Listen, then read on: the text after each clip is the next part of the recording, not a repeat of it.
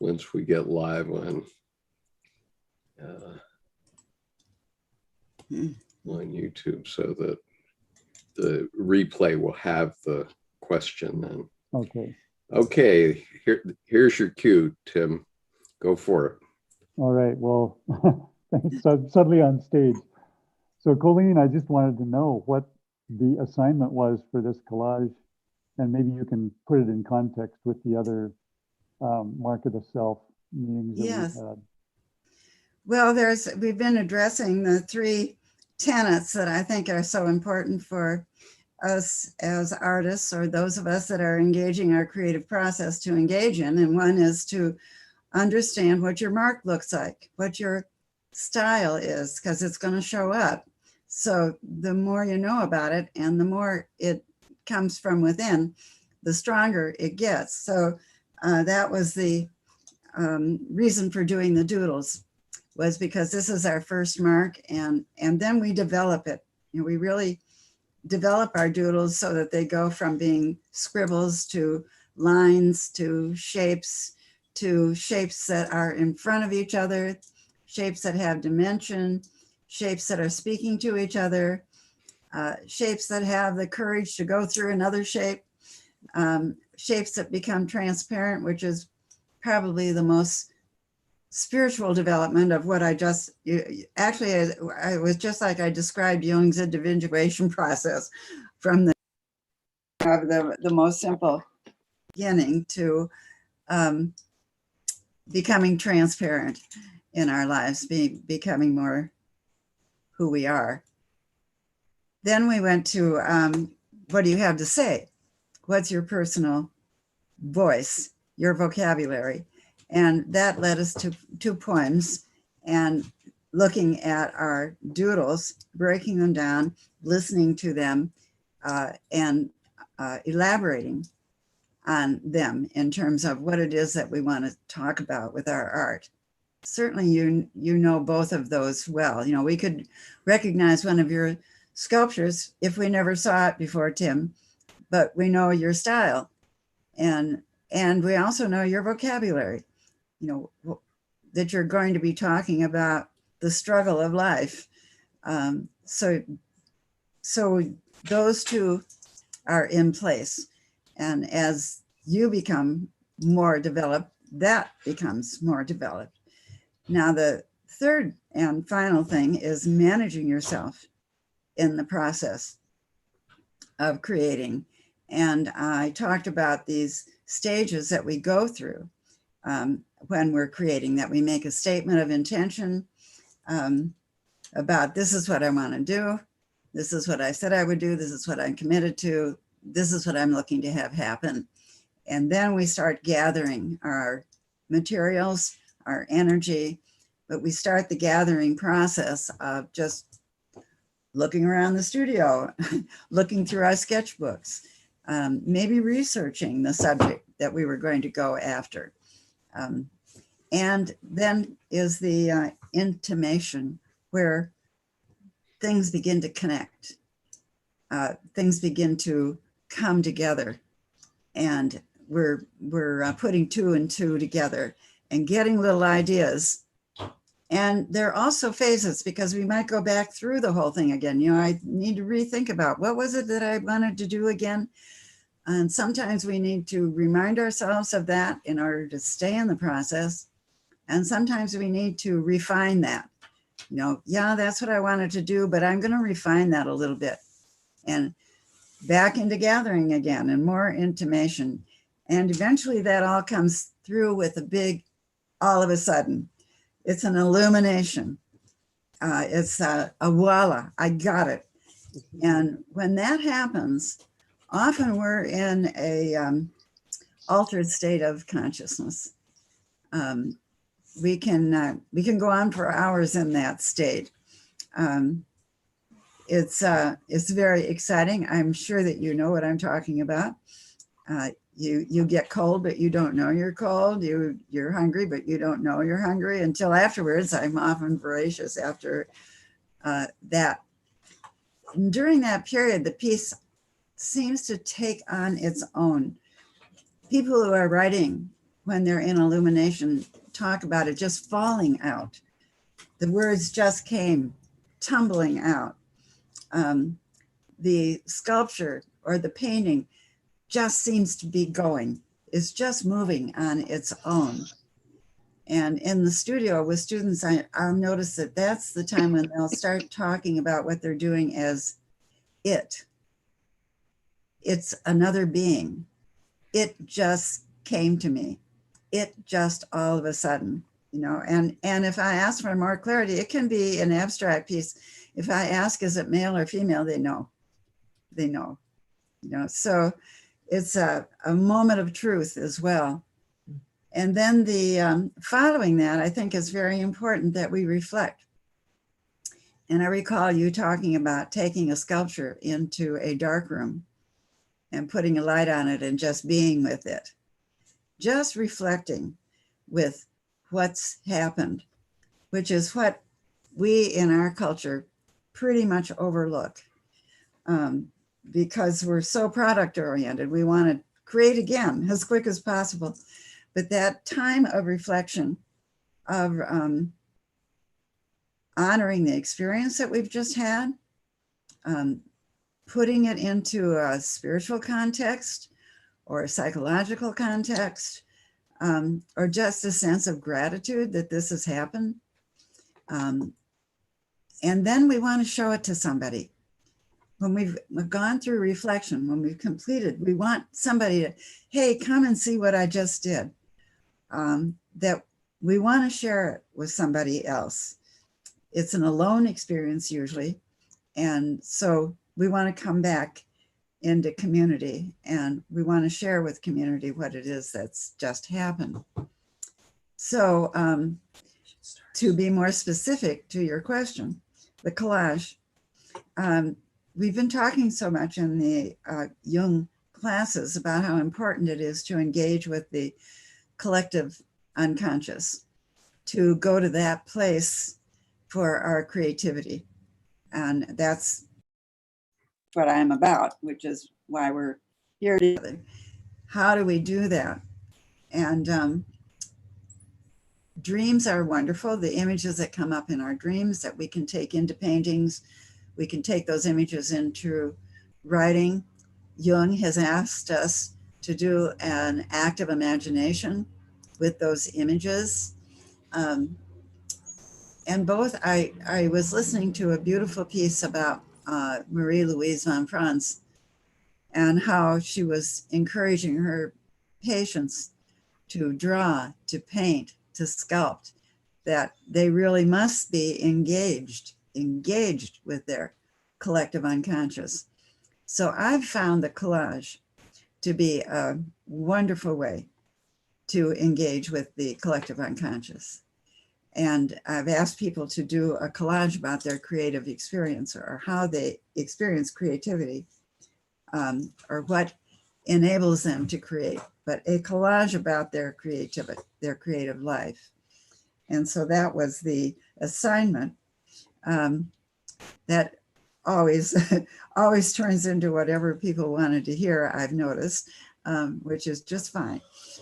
So what I'm expecting today is that we're going to see some collages about people's unconscious or about your creative process, but that comes from the collective unconscious. Long answer, but it was a review at the same time. Great, thank you, Coeleen. Tim, very, very well said. Excuse me. Have you done any collage work yourself, Tim? You know, that's Write me a note. one of the Write me a note. mediums that I've done very little in. I've done a little bit,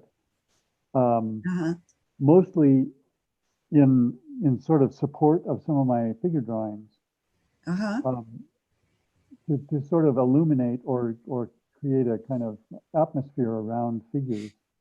Yes. But just straight collage, I've done very, very little. You know, it's a great way to get to know the image that I'm working with.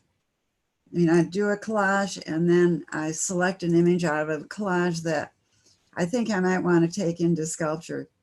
And then I begin to do that. And I find if I do a collage about that, it takes me even further. I thought I'd start with an example of that today. On the invitation, there's a image Has he started? of a collage. What was that? Has he officially started the class? Yes. Okay. Oh, okay. Let's see. So this was a collage that I started a couple of weeks ago. And it's about my creative process. And I put these on as an example of the stages and phases of the creative process and how I might go deeper with them, how I might take them further. This image is of me working hard. I've got these heavy duty work gloves on here. It's going to take a lot of work. Just a minute, I just came off of that camera. And then down here, I have the masculine, a very ideal masculine, which Rembrandt has come up for the first time ever in my life. And I have yet to explore that a bit further. But here is a very beautiful feminine corset. And when I took a magnifying glass and looked, it's got a beautiful label in here that says something Paris. It's exquisite. So I'll get back to this in a couple of minutes to show you what's happened with that. Here is a diver, and as some of you know, I've worked with the navigator image, and a navigator came up as I was collecting images for this collage, and she's going very deep, and she has discovered a skull. And at my age, this is probably a good thing to be paying attention to. Then we come up here. Actually, this is almost like a plumb line through this collage. Breaking off of a plumb line coming up through this collage, through the center, which is like illumination. It's like an explosion for me. And then up here is an angel coming down from the heavens, bringing me inspiration and meaning for the creative process. And then here I am again working on it. I think of that as another aspect of myself that comes forth at that time, the true self that comes forth. Over here against the red, we have the period of reflection. I'm looking at it, it's come together. There they all are lined up. And then here is the validation, which I haven't done yet. This would probably come forth in the form of a painting, I think. It hasn't happened yet. And this is more related to the issue of death. This is me walking on the beach, having released everything, spent, seeing myself as spent, which is what I to have happened. Now, an example of where I went with that, I decided to do that feminine corset that's being opened up. For some reason, this connection is very tenuous. So I did this image in clay. Here, the corset. Sorry, I can. So the maquette for that is here.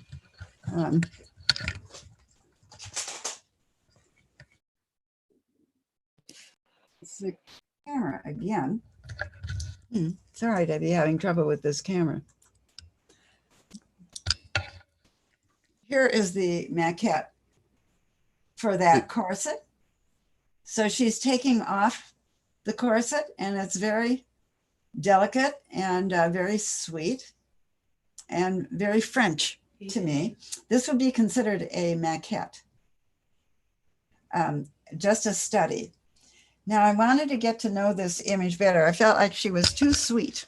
And so I went back to my collage and I made another collage about her.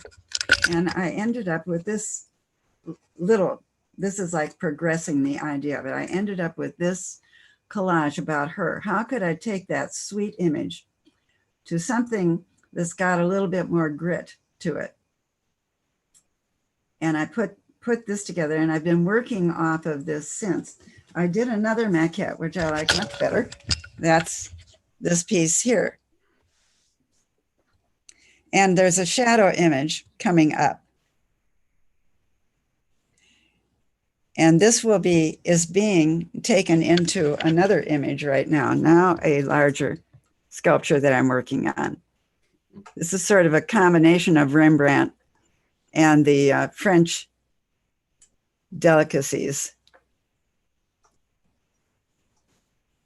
So that's an example of starting out with a collage and ending up with a sculpture. And I imagine that next week or 2 weeks from now when we meet, I will have finished this larger piece, but that's an example of the process of where we're headed. Well, it's so great to see the way you work. Thank you for sharing that. Yeah. Fascinating. Thank you for bringing that a look at it. Yeah. Any questions about that part of the process?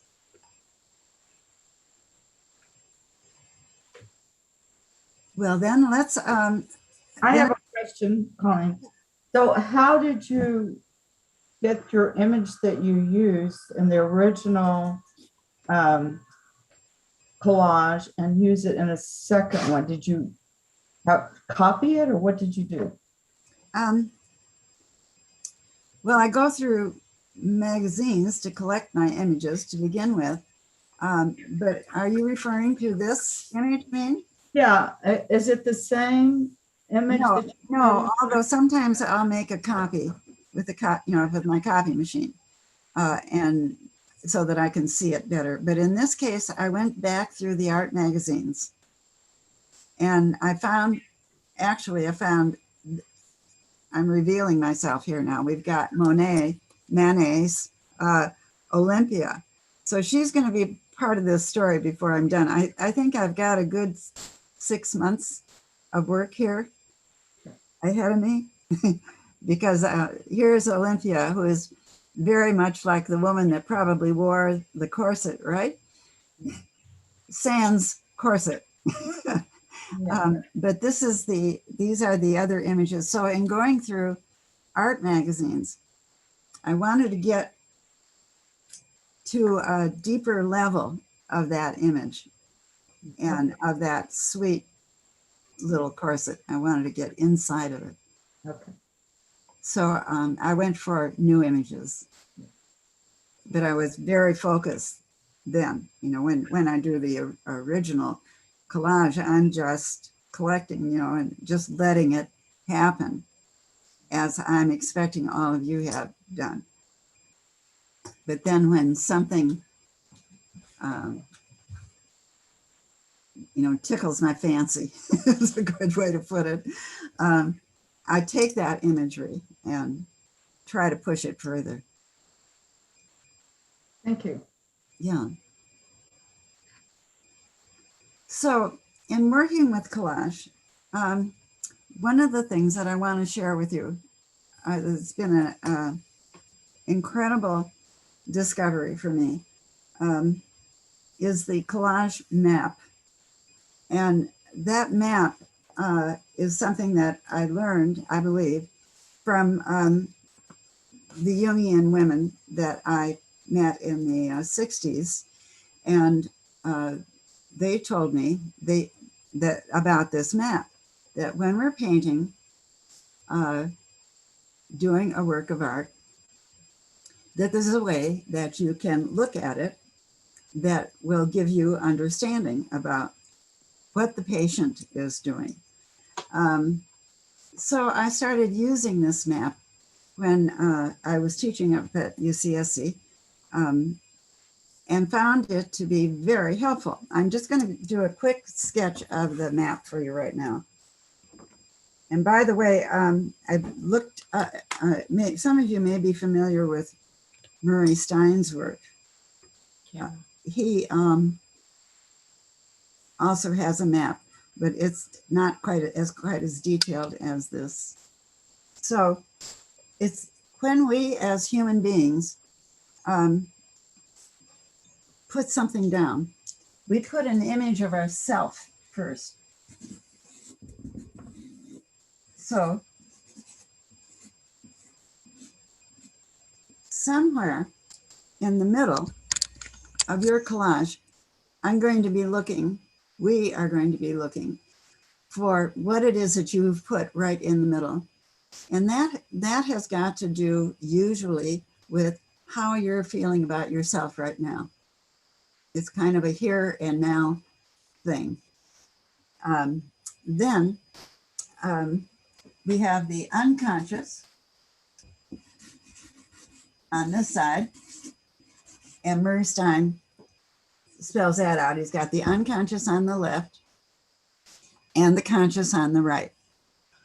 Or we might have the past on the left and the future on the right. Then what I find usually, so up here we have got our unconscious and we've got dreams.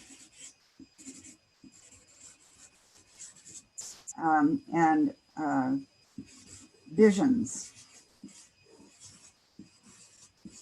and ideas. But these have not come to pass yet. They're still in the unconscious. Now, here at the top, we'll have our ideals, something that we're desiring, that we want very much.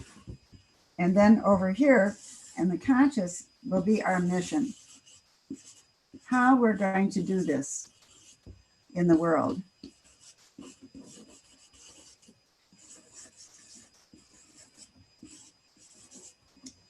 So some of you might see that this is already happening. You can recognize images in your collage as you've done it. Then down here in the bottom, we have the Creative Wellspring.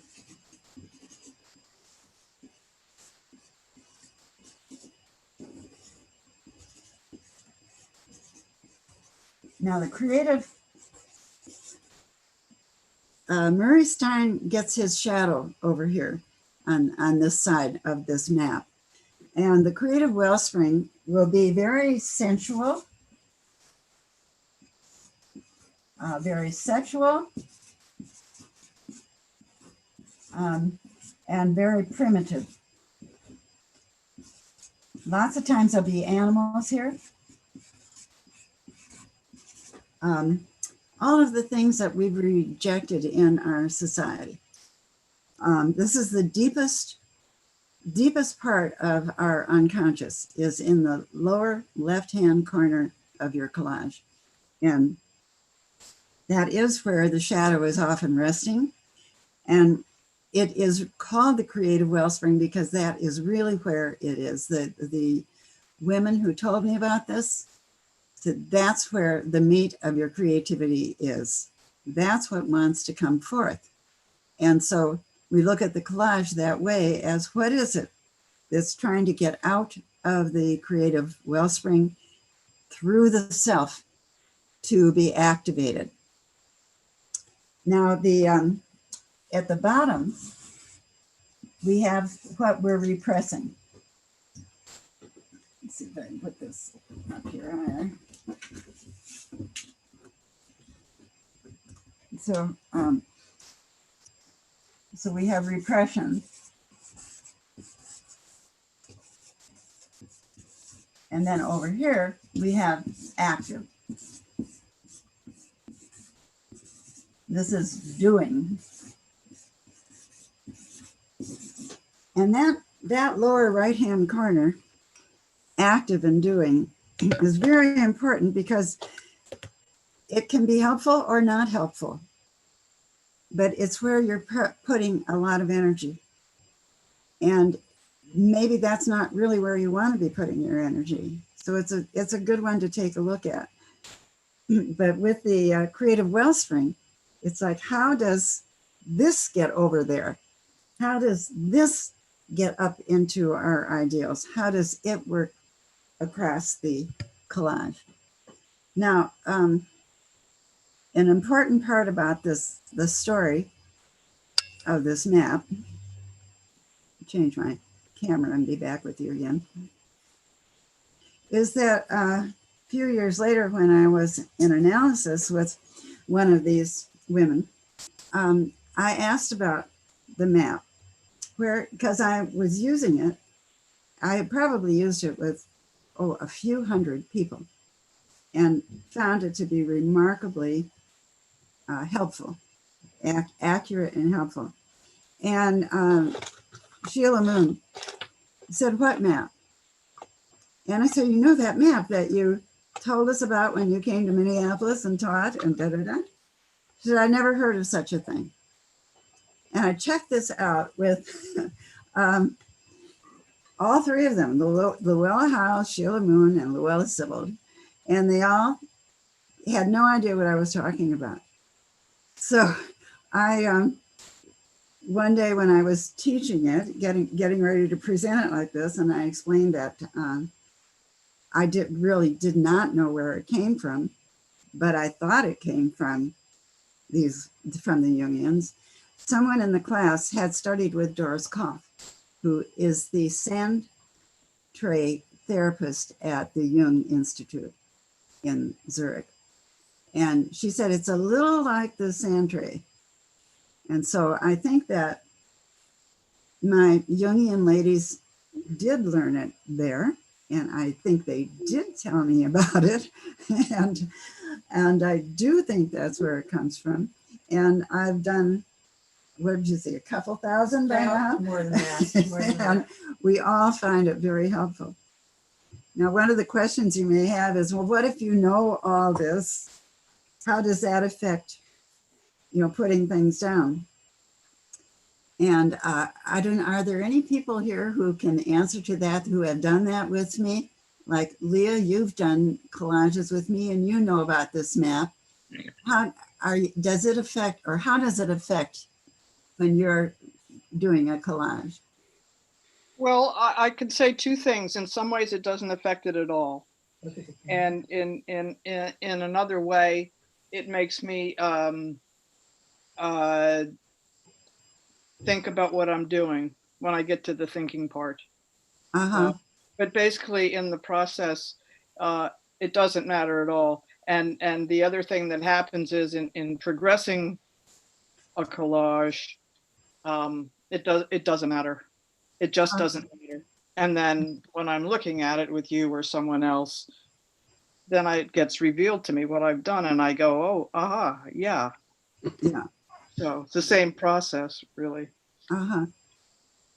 Yeah, I can understand. I have those same feelings. I get excited about the collage and I don't think about it anymore. But then when I share it with you or someone else, I know that I'm going to learn something that I didn't know at the time that I was making the collage. I know that's going to happen. Yeah. Yes, it always does.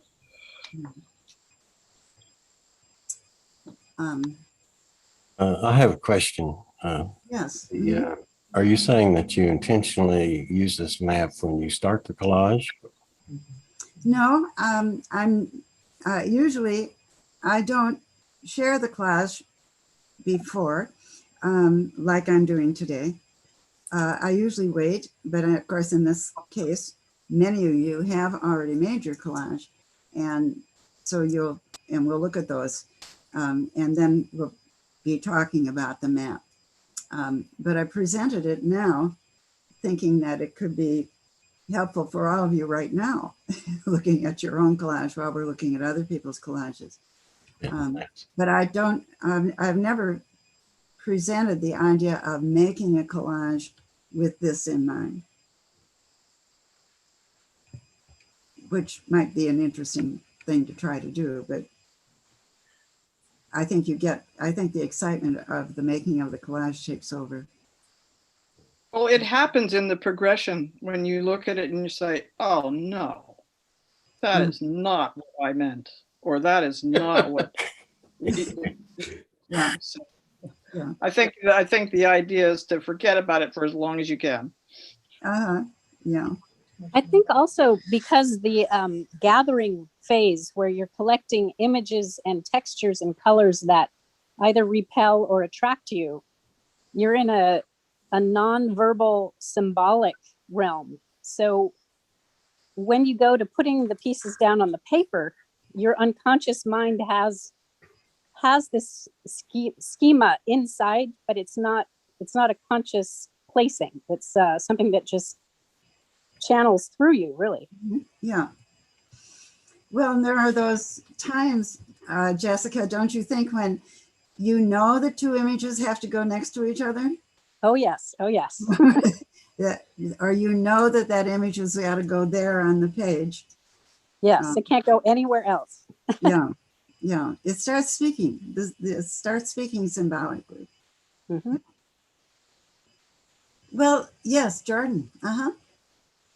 Yeah, it so opened up that last bottom right quadrant where we place a lot of energy, but that's not really what we should be doing.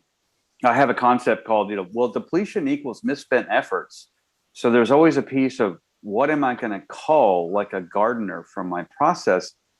And I always miss a lot and have these things that need to be filtered out later.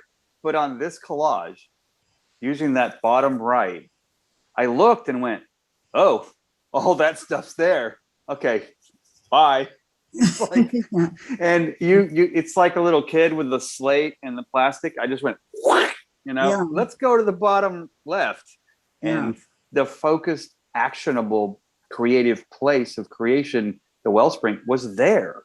And it was such a beautiful piece of forensics to look at my process, after, I think, as Elizabeth said, forget it as long as possible. Just let the doodle be, and just, how it's supposed to feel, and what says yes and what has to be together. But just that simple analysis of, oh, I bet you I've got a lot of chaff over here, but the wheat's right there. Yeah. So thank you. Yeah. Well, let's look at one. Who Okay. would like to? Yeah. I have a series of them on a PowerPoint here. How many do you have, Skip? So I can. I have 8 or 9, depending on how you count. Okay. So I will give you share my screen on this. Just a second. No, I don't want. Okay. This is just a minute. I have to escape that, I think. And just a second. What is this? This is, let me get rid of something here. Okay. I have something that PowerPoint just gives us that we don't need for this. So, okay, now I'm set. Okay, so here we go. All right, here it is. And the first one is Nancy Pfaff. Okay. Wow. Wow, beautiful, Nancy. Do you want me to say something about it?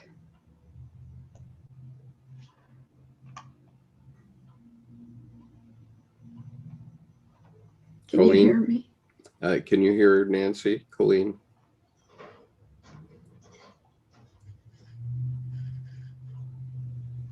She looks frozen.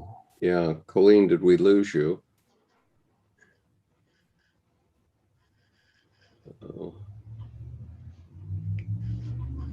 Just stop the share for a minute. Coeleen, are you still there? Woo.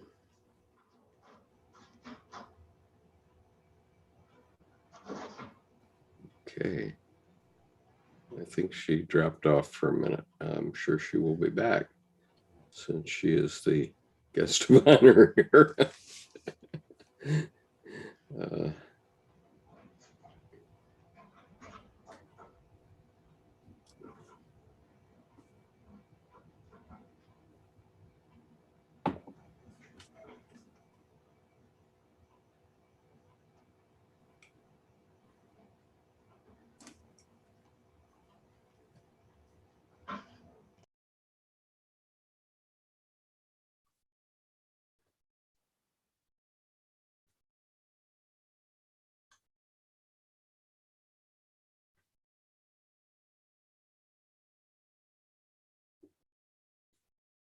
Okay, I'm gonna, well, let's see, until Coeleen gets back, I'm going to leave the collage off the screen.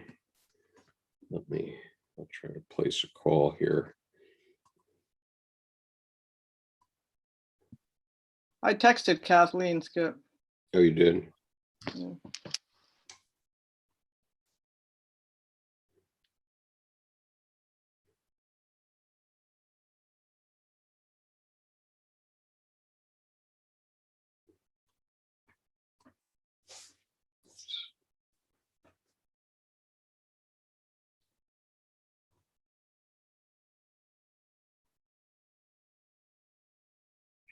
I got completely disconnected, but I'm back on now. Okay, wonderful.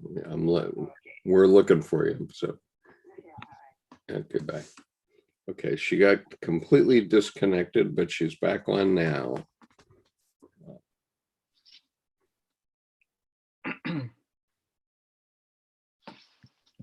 There she is. Okay. All right, so Coeleen is back, and so I'll put Nancy's piece back up on the screen. We can all look at it again.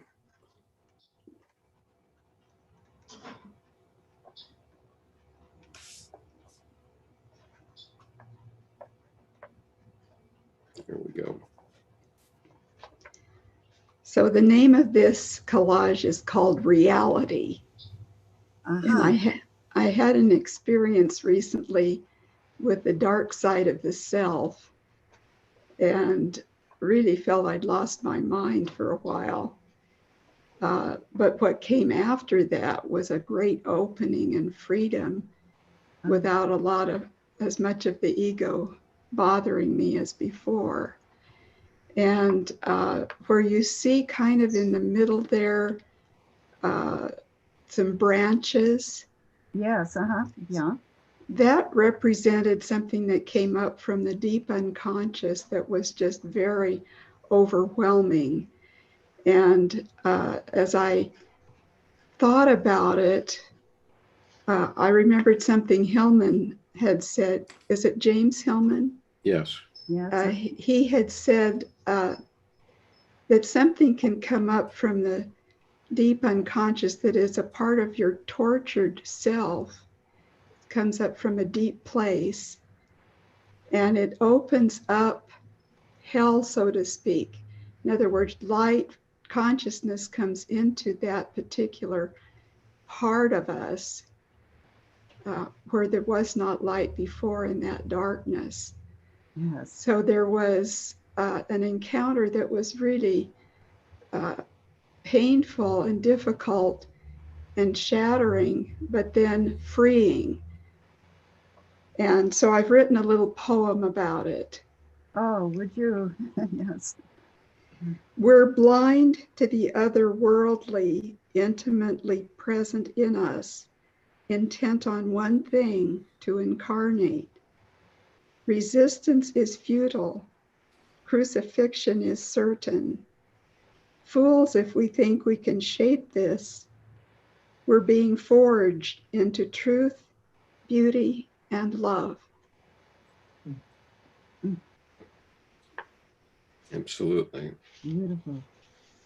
Yeah. Could we see the top of the collage? Is that, are we seeing the whole? Yeah, we're seeing the whole thing. Okay.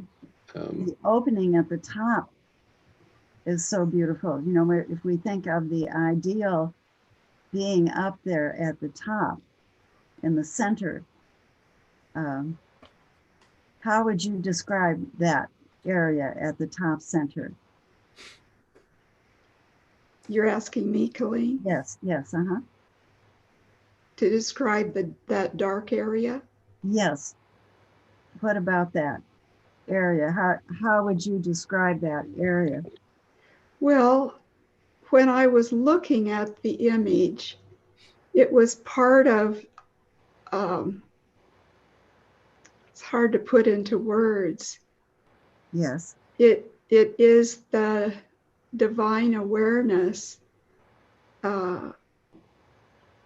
I guess some would call it Shiva, very deep, very peaceful, very quiet. Yes. I guess that's enough. Yes. The wings look like hands holding, you know, coming down, holding that sacred space. And then the branches coming up out of the depth here. You know, the most difficult part, and the darkness, and how dense the darkness is around you at the bottom third of your collage. And yet Yes. there's that light that's so startling. Yes, it's well, it's the numinosity of the dark side of the self, I guess you could say.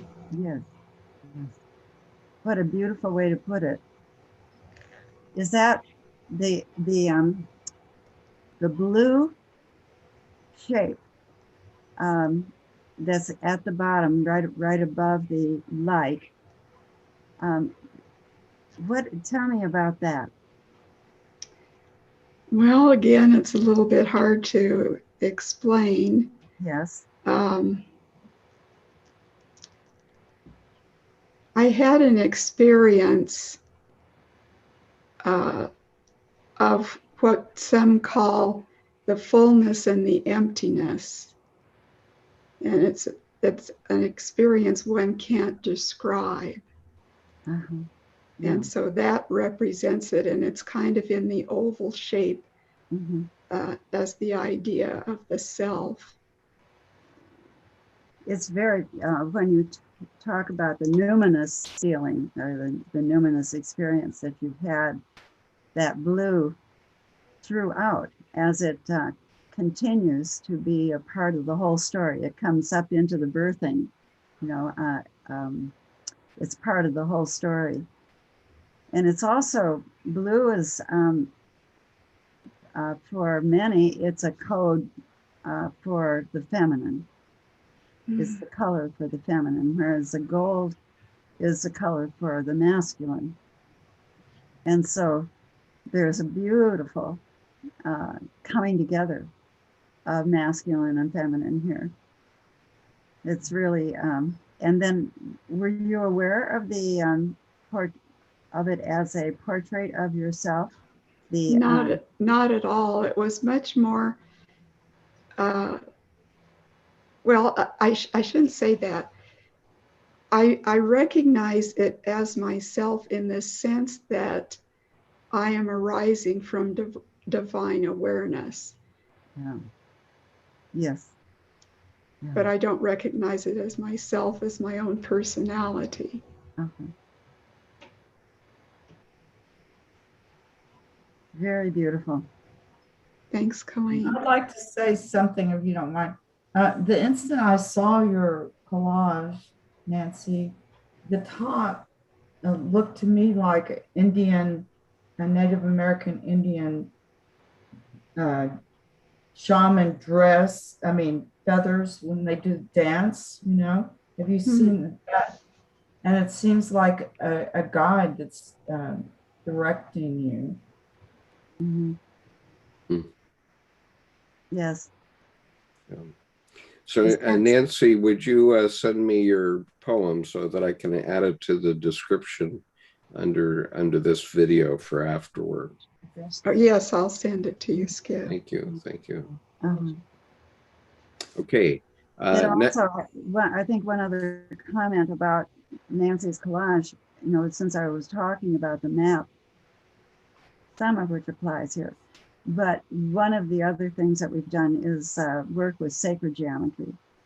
And there's a lot of sacred geometry in this collage of yours, so that we have the magma, the well, the deepest part of the earth, and then the birthing that comes from that.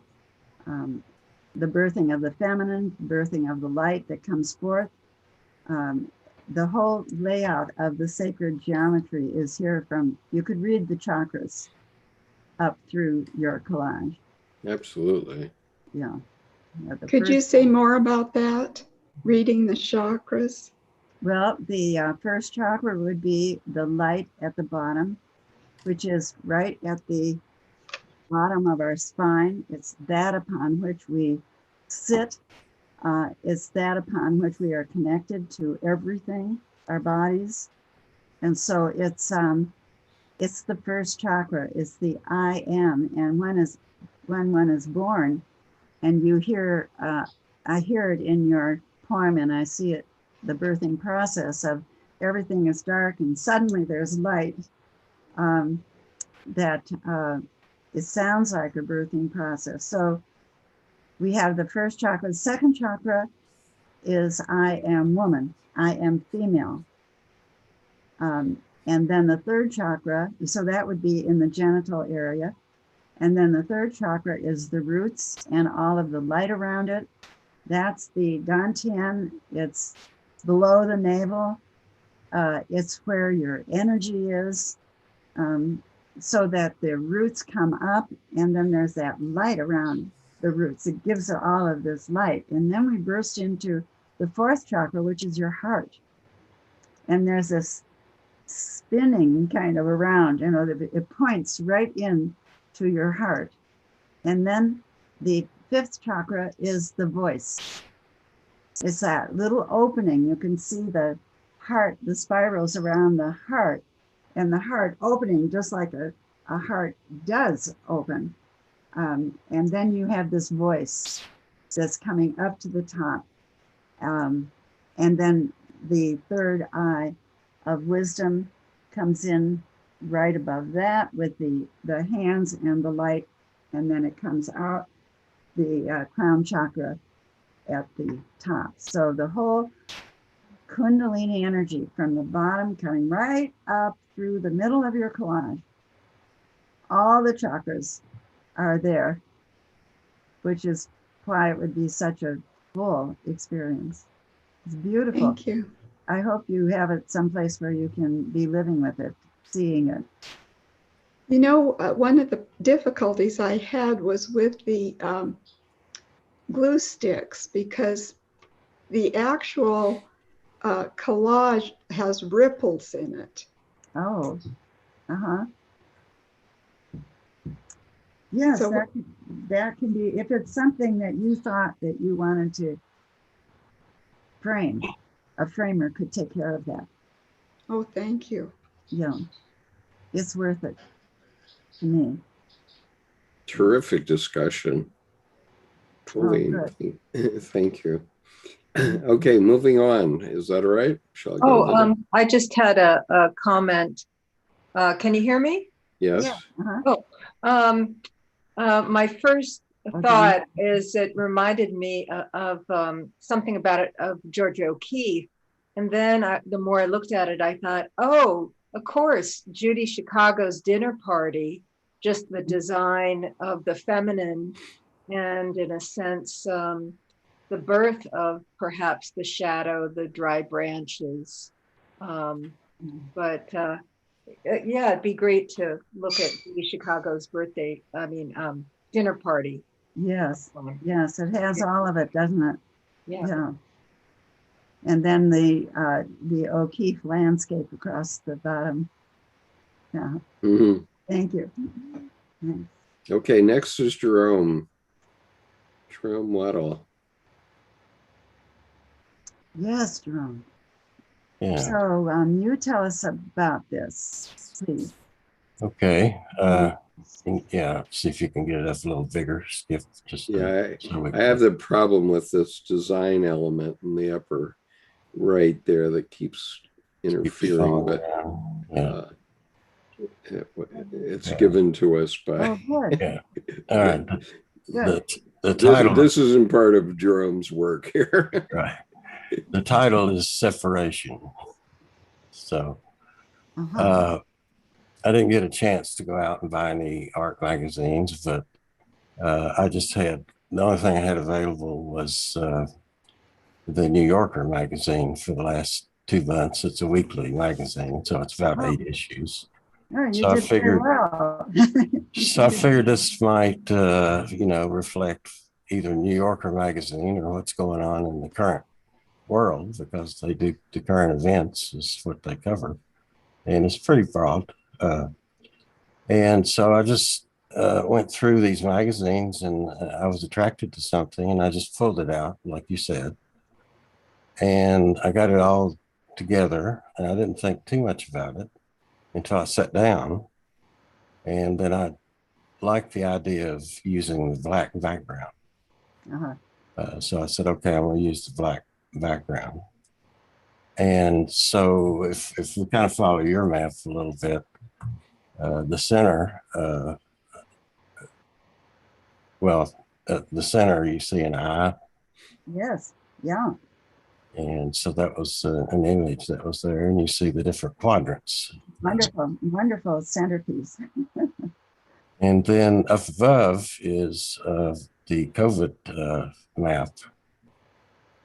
So that's the COVID crisis. That's the COVID vaccine going out into the world and so forth. And the bottom is would represent, probably kind of following your map, the deepest shadow side would be the death or black and white. And if you move over to the left, you'll see fish, animals, and you'll see the warriors with the same faces. And if you move up, you'll see a warrior lady that's a popular TV star now. She's a warrior type lady, little lady. But then you see the Statue of Liberty over on the upper left. And then you see the headless man, or he's holding he's kind of disconnected from his head and body. You'll probably hear more about that tomorrow when Skip talks to Jorge Ferrara. Because he talks about the integration of body and head and so forth. Yes. And then the hamburger and cheeseburger is just kind of representation of our world. So to me, that side is kind of the masculine logos side, if you want to look at it that way. So you move over to the right, and you see more of the feminine type of side, or Eros side. And over on the right, there's like a commercial for makeup, and it's got a paint roller rolling the mask on her face on the right, that's the right-hand side. And on the lower right-hand side, this is a rock star that has this, she had this look about her, and she's one that's always singing about the trials and tribulations of being a teenager and so forth. And then we have, up above that, you have a ballet dancer, and that's virtual valet. They were advertising virtual valet for the New York season. So you could buy tickets and watch it on TV. And then up above there, you'll notice there's an artist, and she's one of the most popular artists, and she paints gourds. Can you guess who she is? Yes, I know who you mean. I can't think of her name right now, but the bright red hair and Yayoi Kusuma. Oh, It's Kusuma. yeah. And notice she loves dots and circles, and she's probably the world's favorite artist, and because of Instagram. And her stuff is worth millions of dollars, and she's now in Japan. She's in her 90s, and she lives in a mental hospital, and she has her studios outside the hospital, and her therapy is painting, and she paints the minute she gets up in the morning to at night, and then she goes back to the mental hospital. And that's because she's just rushed with ideas that comes out, and that's the way she does it. But so anyway, when I thought of separation, when I look at this now, that just to take a look at it and say, reflect on what this is. It reminds me of the alchemical stage called separation, which is the title. And that's kind of where you blow things out. You take a look at it and you examine each piece and say, how does this relate to me? And is there anything that I want to do with it? It's a separation process. And then what parts do you want to integrate or not integrate? What parts do you need to work on? And so forth. And so that leads to the next stage of the alchemical process. But the main thing that struck me was the Statue of Liberty holding a light. And I thought of Carl Jung's first thing that he said is that he found this little light and he needed to protect it. He knew he had to protect that light. And also the Kavir in the Bollinger Stone carries a lantern, a light.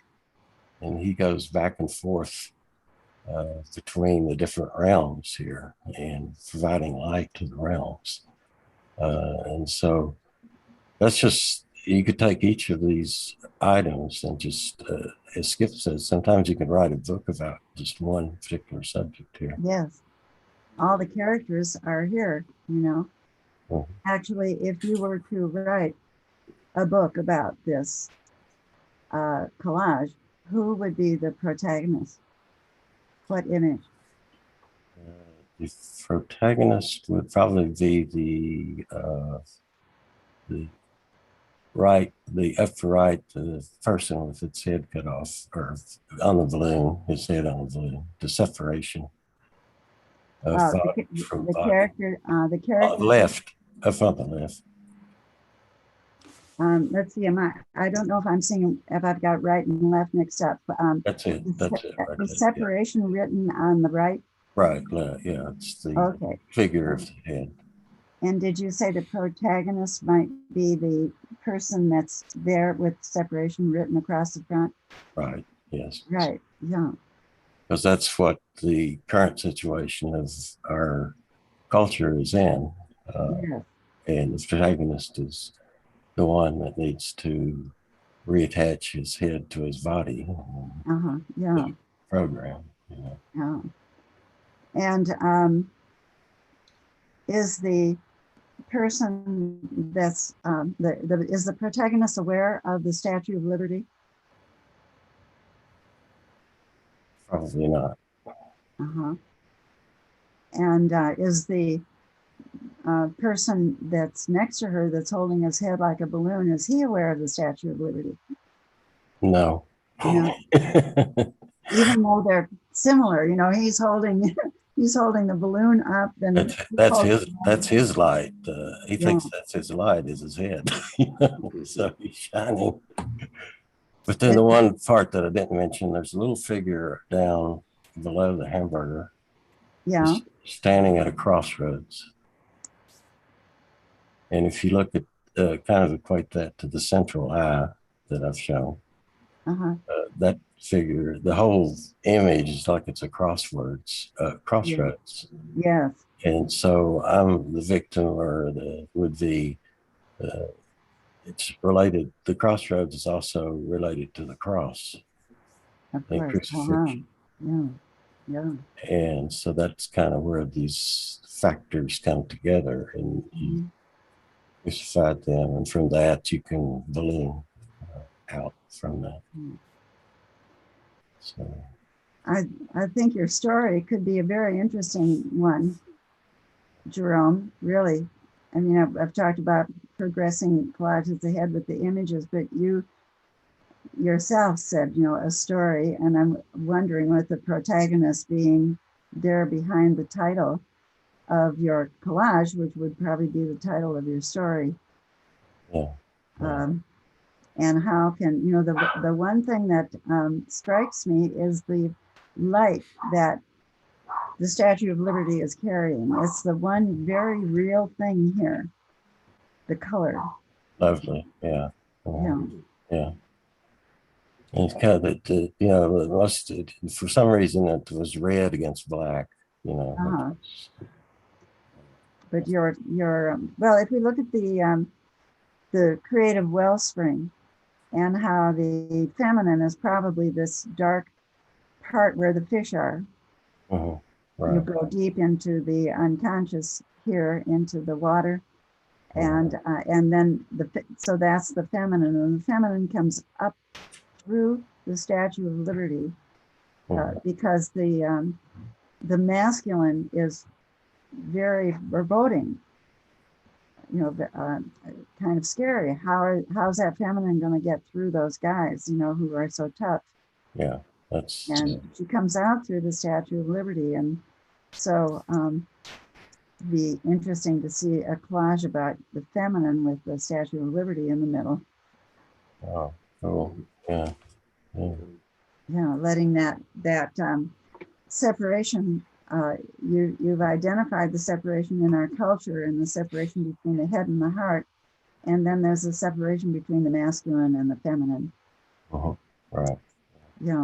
And one of the things we can do is take our collage and rearrange it so that they're not divided on one side and the other, but they must meet each other. They must come together.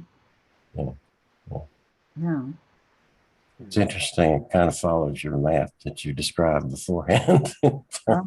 Yes, I think it does. I mean, it's just amazing how that came out. It's like, I wasn't even trying, because when I put it together, I had no idea what it was until I started looking at it and trying to analyze it.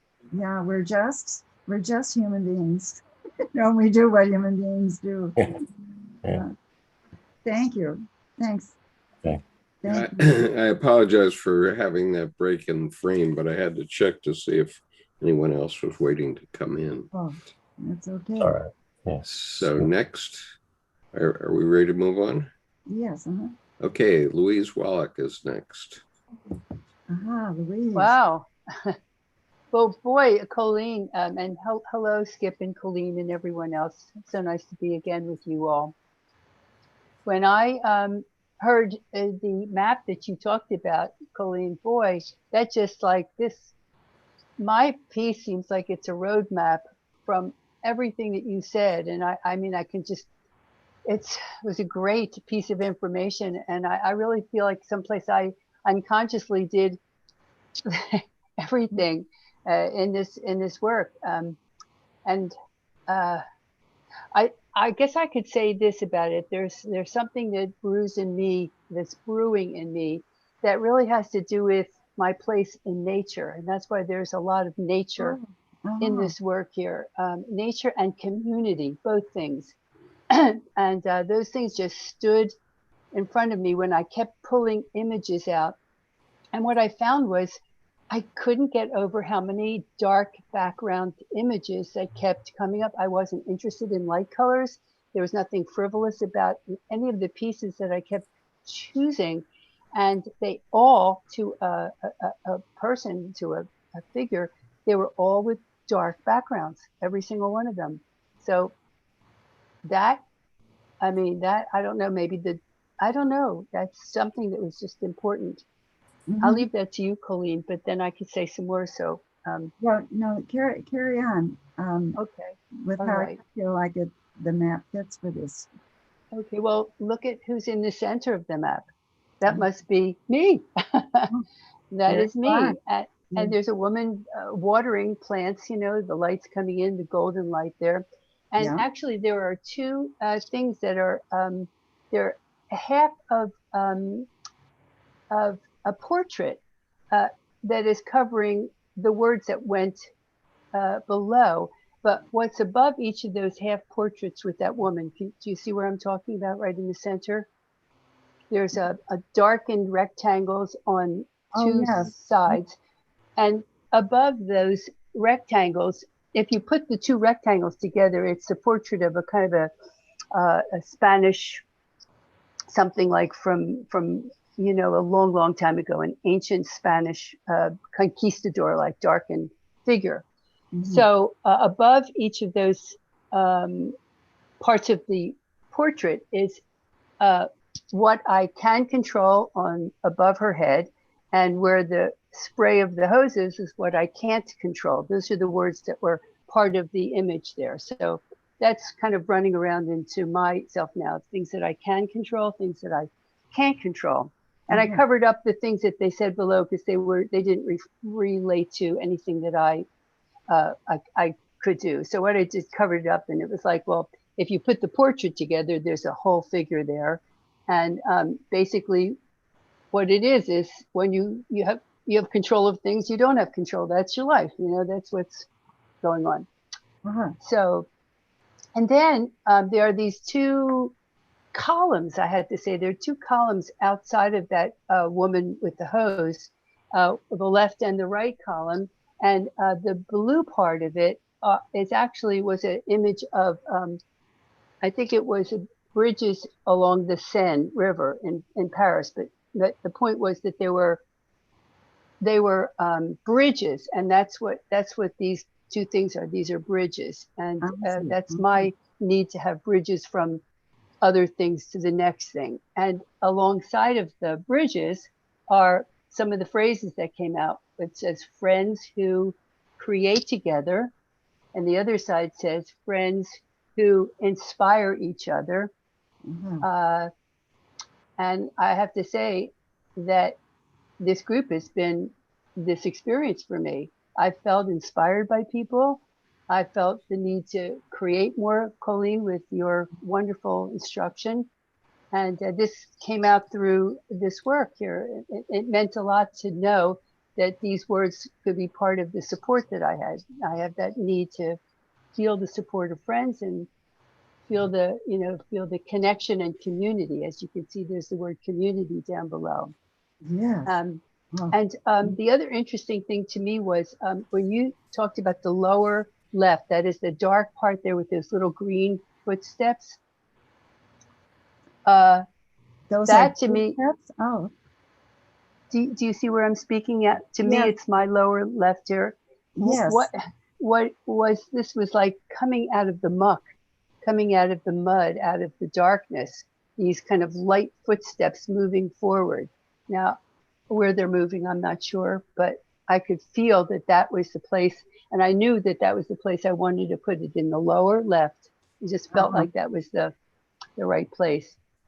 And what are they leading to, Louise? I'm not sure. Well, actually, in the imagery of your collage, what are they leading to? Oh, well, they're leading to the flowers above. You mean the light, the flowery? Well, image? There's an image right between the flowers and the footprints.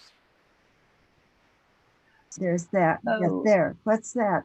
Is there a person there, or? Actually, you know what it was, Coeleen? It didn't fit with me. It was some sort of large, maybe like a turtle or something.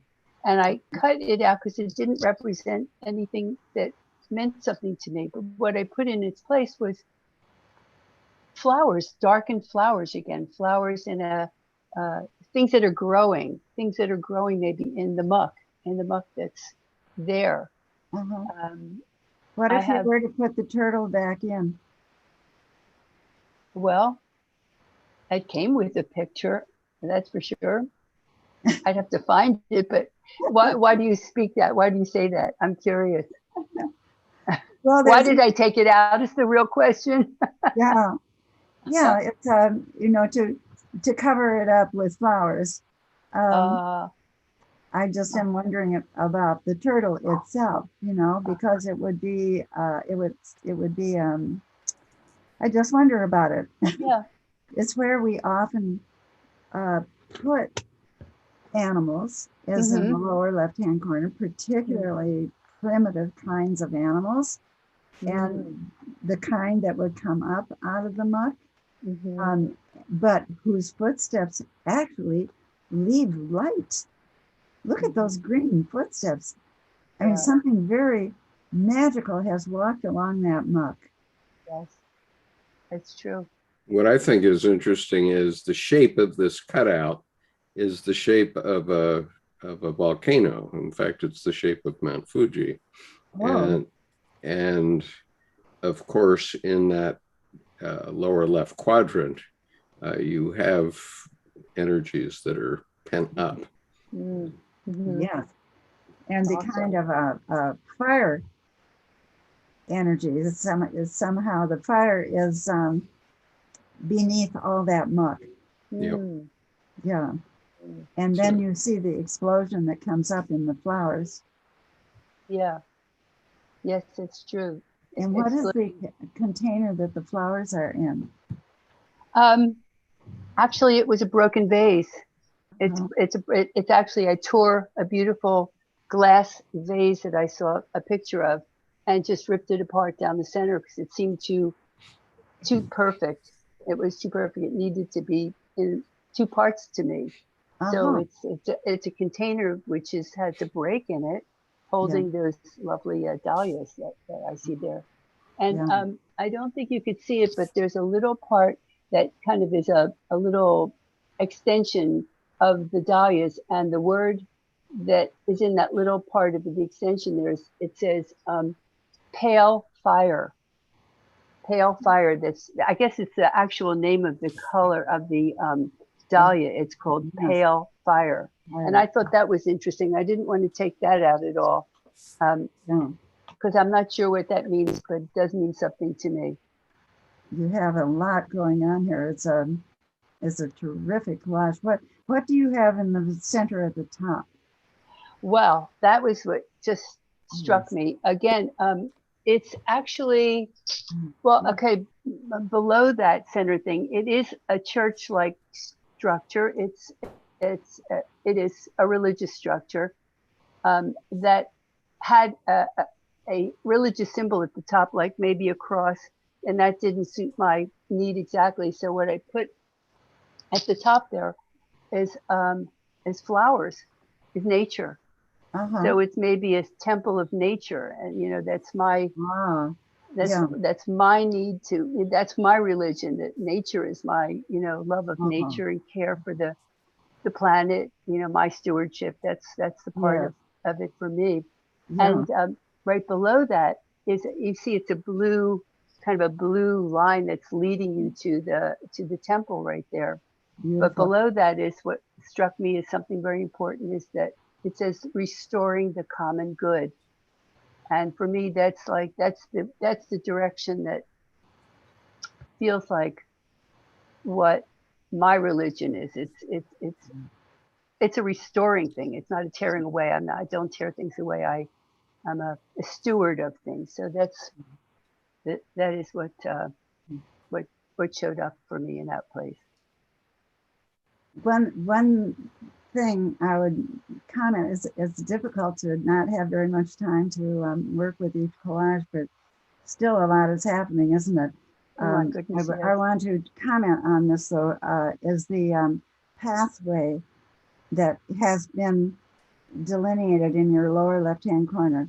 In every Chinese painting of a landscape that you see, in the old ones, the kind that are hanging on the wall, long vertical paintings, is the entry in the lower left-hand corner of the painting. You'll find there's a path. And that path will take you through the painting all the way up to the top. And it goes to different rocks and little bridges that go over streams. And there might be a tea house where it's the story of the artist's religious, spiritual path, all the way up to the top. And even in the middle of those paintings, you'll find that suddenly the perspective goes off. And at first, we Westerners thought, oh, it's because they didn't understand perspective. It's not it at all. It's because they had a spiritual experience which changed their perspective. They're quite amazing to look at. But this path, you have the path in this collage. It starts in the lower left-hand corner. It goes up through the bridges that have been split open.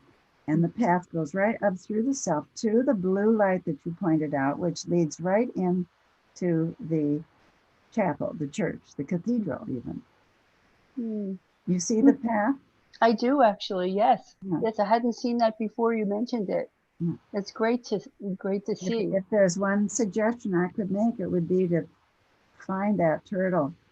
Put it on the path and see what that feels like. That might be a very good thing. Yeah. Thank you for telling me that. I really appreciate this. Okay, Yeah, thank you. Thank you. May I say that the tear out above the footsteps looks like a turtle.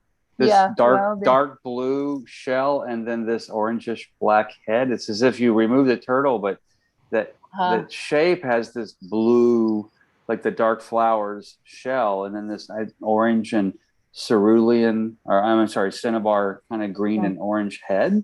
So the turtle's not gone. I'm really curious about the turtle. Well, I guess I couldn't avoid having the turtle no matter what. Disguised, but there. You told us. You told us. I did. Thank you so very much. Okay, thank you. Yeah. Okay, next is Joan Oliver. Oh, isn't this amazing how different everybody's? Hi, everybody. Hi. I've been lurking. I haven't submitted any art, but I've been attending the sessions and finally decided to be brave and submit something. Okay, good. So, good. Well, tell us about it. Yeah, sure. You know, for me, the three chairs or seating arrangements, I don't know, Skip, can you enlarge it a little bit? There's some... What part do you mostly want to enlarge? Because part is going to go off the screen. What part do you? Yeah, I'd like to be able to see the top part. Okay, well, wait a minute. Yeah, that's good. That's good for now. Yeah. The three chairs are seating, you know, situations there. Intrigue me. I often use empty chairs in collage, and but when I heard your explanation about the map, I thought it was pretty interesting. In the upper left-hand corner, those represent books, knowledge. That's a falcon on a stand. The bird, it's kind of hard to see. It's so small. Oh, it's very clear. And in the upper right, okay. In the upper, I have just an iPad. My screen is quite small. In the upper right-hand corner is a gas tank. And behind the gas tank is ciphering calculations, like a blackboard behind that, the dark blue. Yes. And then, you know, so, what's in the middle at the top?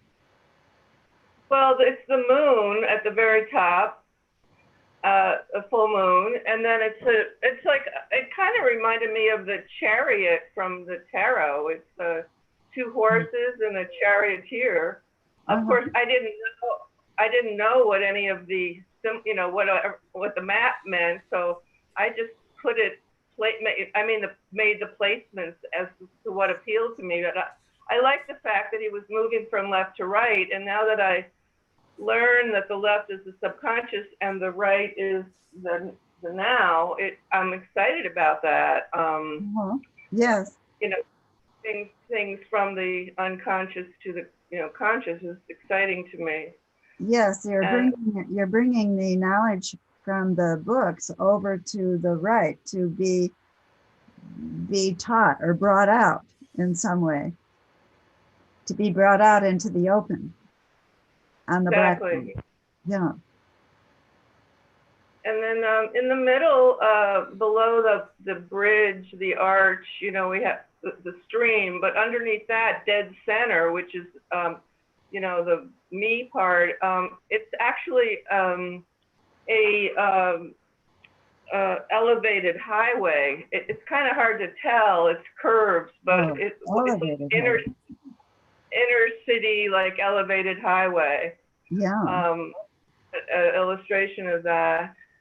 And then the lower left, I thought was interesting about the wellspring. There's a hose. You can't see it. I don't know if you can.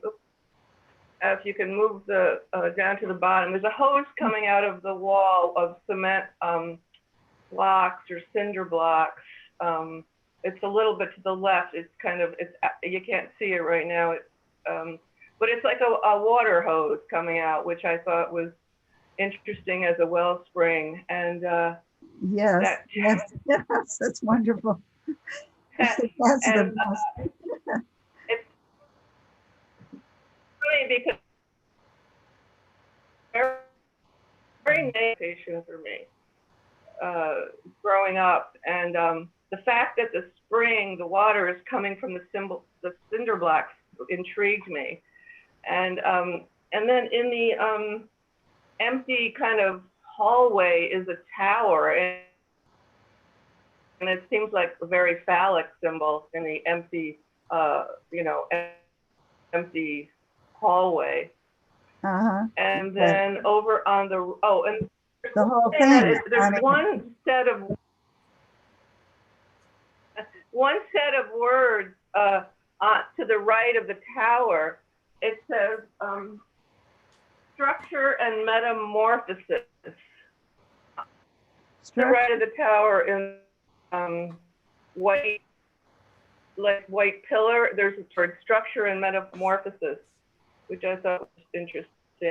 In lower right, it's just kind of a vague, shadowy windows, light coming through windows. And at the very bottom, a sign that I think was originally 5th Avenue, but I like to think of it as SAVE, S-A-V-E. Oh, I see. Which is what it looks like to me. So yes. But I didn't deliberately put anything. I have quite a collection of images, and I just sorted through them and selected. Yes. And it's my creative process. So the structure and metamorphosis is very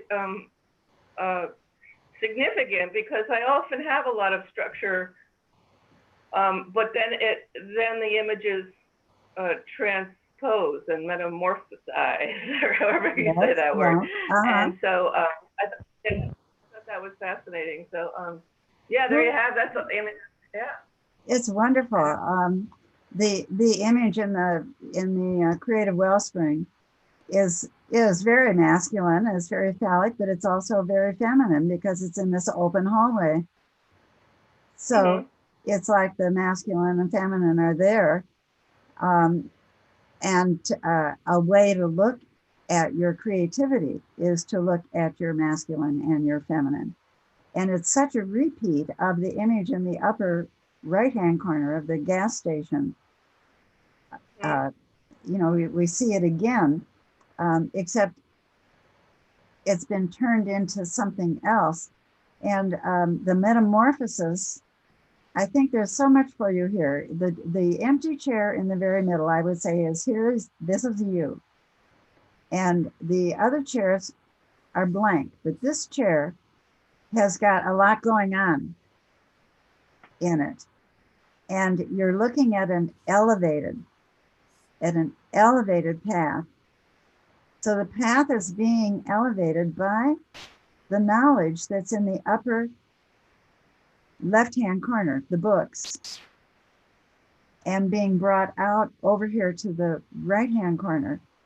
The thing that I would suggest you look into, though, is who is driving this chariot? Do you know? I think like co-creator. Okay. So there's something that you're bringing through your creativity from the upper left-hand corner over to the upper right-hand corner to bring a kind of elegance that you have in the Creative Wellspring up to the upper right-hand corner. Although a gas station fuel tank, I haven't seen the hose in the lower left-hand corner yet, but it seems to me, just like we were talking about the path in Louisa's, the hose would come out up here at the gas station, right? Yeah. Actually, it sort of trails off to the left, the hose in the bottom. It trails off to the left off of the page. So it's to bring it, connect it up here. There's a hose up here in the upper right that could be connected to make that connection. It's a beautiful collage. It's telling you, here's the elevated path. Here's the way to go. It's beautiful. Thank you so much. Yeah. Thank you, Joan. It's beautiful. Thank you.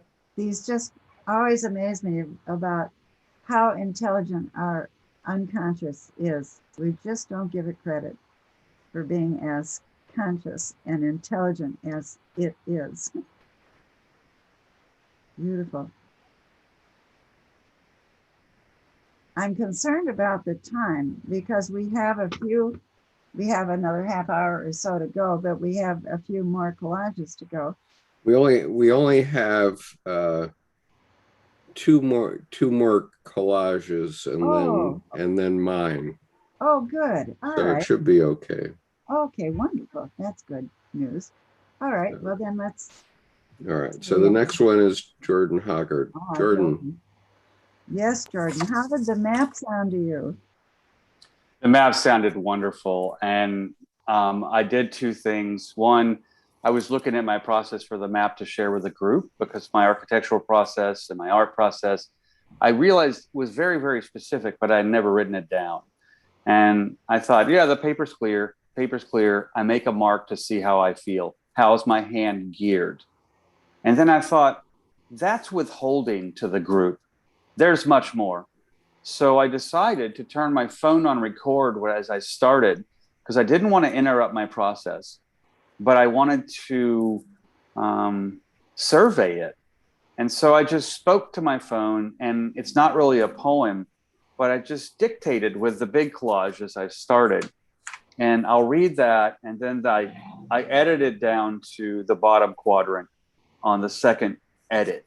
So the poem, it's not really a poem, it's more of a survey, is called Survey of Inception for My Place of Creation, to share just my technique with the group. The page is clear, white, black, sepia, paper of the day, whatever color it is. Today, newsprint. Not digging that. Cover it all with purple. Hatch it. Not like an egg, but just purple hatch strokes and just forget everything before. No marks, no masks, no marks, no masks. Purple paper now. Sit in silence. Pre-reflect. Silence of light and dark. Got it. Key and ignition. Forget that too. Breathe. Push down across my legs as I exhale and hold, draining my palms down to the floor. Entering. I've accessed my legs. Breathe, pre-reflect. For psychic synapse space previous to now as a place here now, breathe. Mark the page with a warm-up stray mark, just to see and feel how my eyes and hands and all are geared today to feel the water.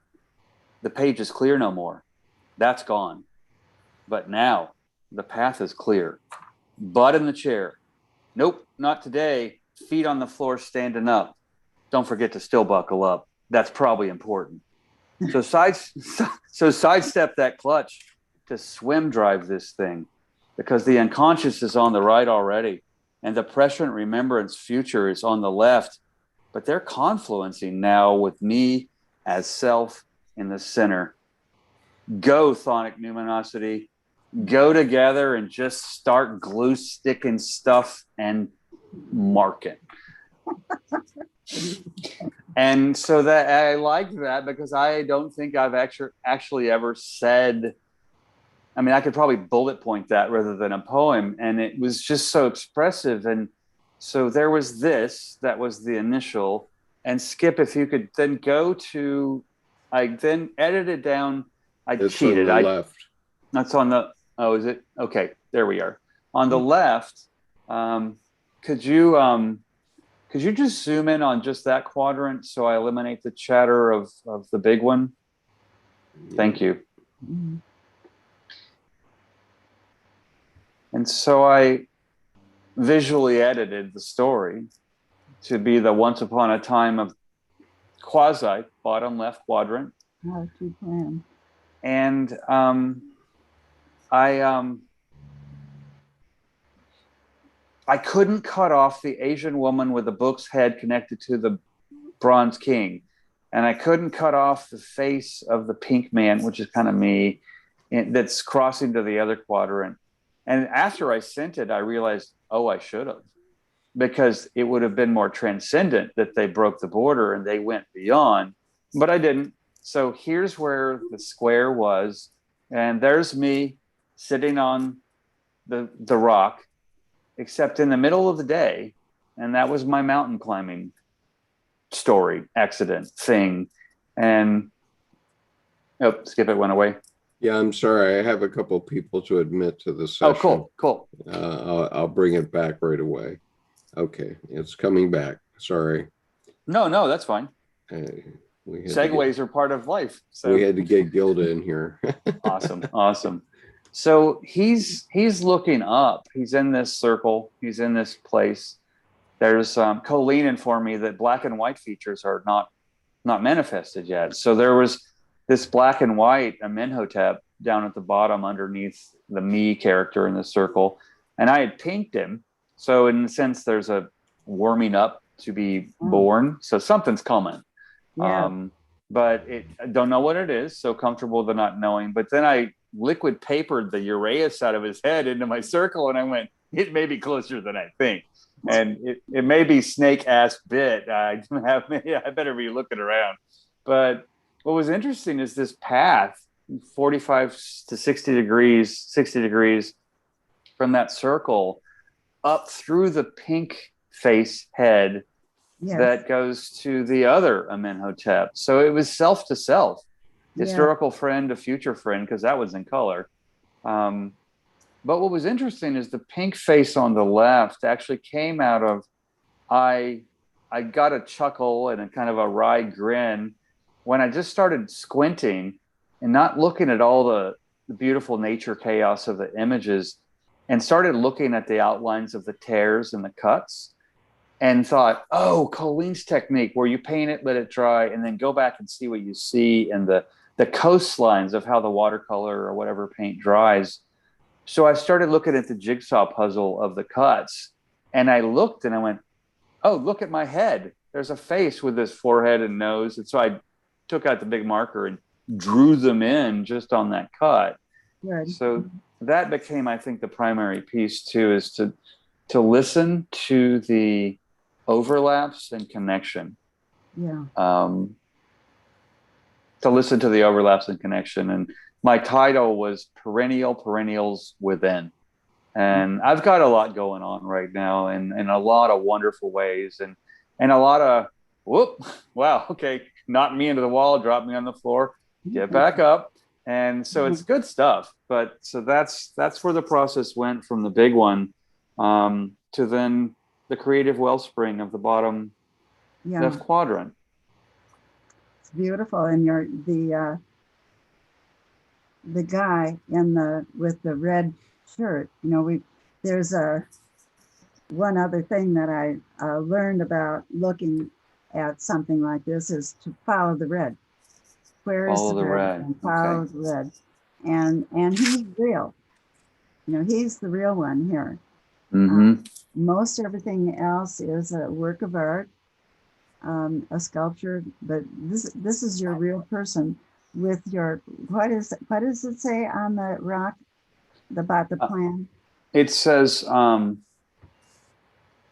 it's like plan the, actually, I don't have the newsprint open. Skip, does it say plan the escape or plan the way out? Oh, plan the escape. Plan the escape. And I think what I love the words, I didn't realize until just now when you asked me that, plan the escape from that small little semi-permeable membrane circle cell that I've got myself trapped in. Yeah. Is what it feels like. And just to blast open, and not kill the cell. I mean, there's no cut the nose off to spite the face. But yeah, I like that you pull those words in, because even perennials at the bottom got cut off. Perennia, that's not Latin. That's just, now it's truncated. It becomes just letters. But I think you're right. Plan the escape is, all right, crack the safe, open it up. Who here knows about that? The Asian woman with a book that's stuck to the top of my head. Right. And she's connected to the Bronze King, but that's a trickster that if she had feet and legs, she would have them rested on my head, I think. Well, so there you go. There's your next move. Yeah. So I'm gonna call down to that and then paste that onto a new page and just see how that makes a new place. Those two are wonderful. Yeah. Thank you. Are wonderful. Thank you for your guidance there with that. Yeah. I look forward to seeing it. Good. All right. So that's the kind of thing that I would hope that all of you will do. I'll be saying that at the end of the class, but to find the characters that you want to know more about. You want to understand that more. Make another mini collage, or maybe it'll end up being just as big as this. But last Sunday when Diane Croft talked about her experiences so beautifully, but she talked about how important it is to stay with that image, go back and get to know it, research it. And I'm thinking, do a collage about it, Get to know it just as well as you can, you know? Yeah. That's what I was showing in the beginning with my own process of how I take it into my sculpture. You might take it into your writing, but play around with it for a while first, get to know it. So Nicole. I'm not sure Nicole is here anymore. She's in Australia and she might not be here, but she had sent me this painting earlier in the day and it looked very collagey. It's quite large, as you can see. Yeah. I probably put it on here sideways, I guess. Yeah, I have a feeling it's sideways. Yeah, sorry about that. Nicole, are you still with us? No, well, let's look at it next time with Nicole. Could we do that? Yeah, sure. Invite her to join us next time. Right. Okay. Now, here's your collage, Coeleen, which you already discussed. Yes, somebody. Skip. Yes. You didn't have my collage. This is Diane Shaman. I sent it to you, and you said noted. I sent it yesterday. Okay, wait a minute. Let me just find that because I sent you mine too. Who's that? Gilda? Yeah. Oh. Remember I called it the High Priestess? Okay, wait a minute. Just holding pattern here a moment while I find it. Everybody. Okay, so Diane. Jordan, I love the stream of consciousness of your presentation, by the way. Diane, thank you so much. I appreciate the accolade. I have to say, it was kind of a gift to just chatterbox. So I usually don't talk during my process. I mean, and so that was also kind of alien, but just turn my phone on record and just lots of airspace, but then speaking it. So thank you, because it actually practiced, I think, a different voice while I was working. So thank you for appreciating the stream of consciousness. I appreciate that. I liked it. I liked the energy of what you had to say, Jordan. I felt that there was like almost like a drive. Each of your sentences was a drive forward, helping you to get what you wanted to say on the paper. And it was cool. Very cool. Well, thank you, because I actually had written sidestep that clutch to grasp beyond. And I remember hearing the grimace on the recording. I went, no. Sidestep that clutch to swim drive beyond. So I love that you said that, because it was actually one of the visual edits. I was laughing listening to the recording that I went swim drive. And I'm like, is that like hyperdrive? Is that Star Trek? What's going on? So no, thank you very much. Okay, I apologize because I didn't, when I was looking for everything that had been sent to me, I missed Diane's. And so I have it now. I don't have it in the PowerPoint, but I'm going to share it separately, and then I'll share Gilda's, assuming I can find it. But here is Diane's. Mine was a week ago. So okay. All right. Okay, so as you can see, mine is still in process. Nothing is glued down. So I've taken an aerial view of it. And I have to say, Coeleen, that your map is just fits it. It's a, you know, it starts out, that's me in the middle. I started out with the quadrants from the doodle I did. I didn't get to finish the first session that you did. And so I had 4 quadrants in that. And then it became clear to me, and it was much bigger and bigger images and everything. And then it became clear to me that it was going to be circular. And the center, which is me, that actually is a spiral that I've cut, but I haven't figured out how to bring it out exactly yet to make it look like a spiral, because that's the mark that I found. And interesting that you said, follow the red in your art. And so that the red in my original doodle followed spirals that went all the way around the whole quadrant. And so the first quadrant is actually, let me see, where it says prologue. Yes. So it's a circle. So I'm thinking of mounting it so that I can turn it and make it a complete circle and cut out the corners, but I hadn't decided yet about that. But so the first quadrant is actually prologue.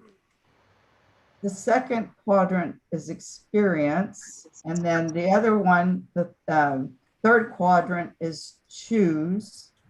And the fourth quadrant is awaken. So you can see your map, the way it really seems to fit what you were saying about the prologue being the unconscious and the past. And, you know, the right quadrant being the present and the conscious. And then that third quadrant, which is choose. So I'm going to have to really think about that one now after seeing your map. And the fourth quadrant being the awaken, the creative wellspring. And that's where the fire is. Yes. The fire is in, so the creative wellspring is the awakened quadrant. Is that right? Yes. Yeah, right. and that's where the fire is. That's so beautiful. So beautiful. Yeah, at the Phoenix, these images here, this one is from Tolkien, and the other one is from Yates. But I went to the bookstore to get some magazines to use for my collage, and I found this treasure, a Monet art book that was such a bargain. And then she gave me these bookmarks. And so it was all sort of synchronistically happened. And I feel like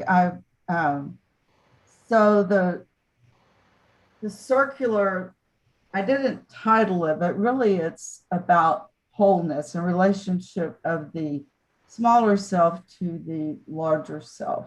In the circle, the whole. Did you buy the Monet book, by the way? I did. Okay. So we're going to take a lesson from Monet to get this circular look. Let's see now. Is this this is not your image, so No. I'm looking at something. Yeah, okay. One of the things to think about is water. To look at the 4 elements and see how the 4 elements are represented in a collage. So we look for fire because fire ignites creativity. And then we look for earth because it stabilizes us. And there's a lot of earth here, and there's a lot of fire in your creative wellspring. And then we look for air. And there's some air moving around. The air is moving the fire around in your awaken. And then there's some air in your chose. You know, there's some sky there. And then there might be an aerial view up in your prologue. Is that prologue? Yeah. Yes, it is an aerial view. That's aerial the view. And then water. And the water is what Monet was so good at. He let things flow and let his colors overlap.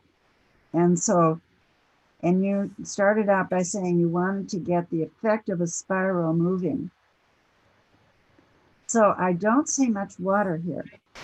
You have the earth, and you have a little bit of air, and you've got a lot of physical body. So if you were to cut up colors as if you were painting a Monet and use colors of water to make this become circular, you would be balancing out your elements at the same time that you could begin to create. You know, look at how Monet did that, how he did water. It's rather like that aerial view that you had in there. Yeah, that's actually the Mississippi River. Uh-huh. Oh, wonderful. Though there's your water. There's your water. All right. So let that water keep flowing. You got the line right there. It's just beautiful. It's moving. So bring in some more water and carry it. Let that river flow around. Does that make sense, Diane? Yes, actually, I have a coral reef that I was trying to figure out how to put it in.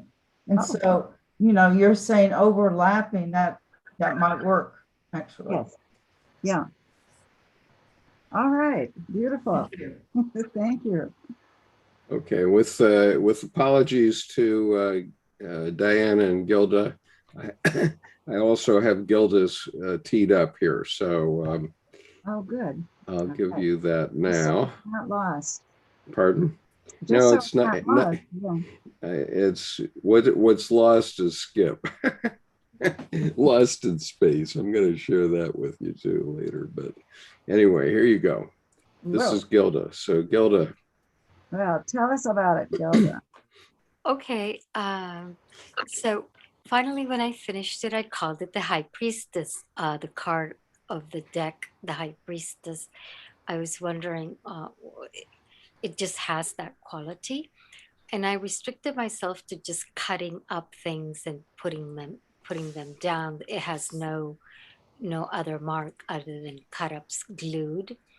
The paper was white, and I used Caran-d'Ache black and made it all black, and then used the glue on top, that purple glue, to give it texture and allow it to dry.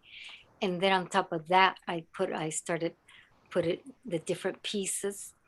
And while I was doing it, I had in front of me, looking at a beautiful image of a lynx, which I really liked. And that's what came out. Now, for example, you can't really see it there, but in the neck right there, it's like there's a monkey on her back, or she's carrying life in her back. The bottom corner where there's a record player there, and that's the sacrum, which rings. That's the Shakti power. And it's called a sphinx because it's a sphinx. It is grounded completely at the bottom, and then then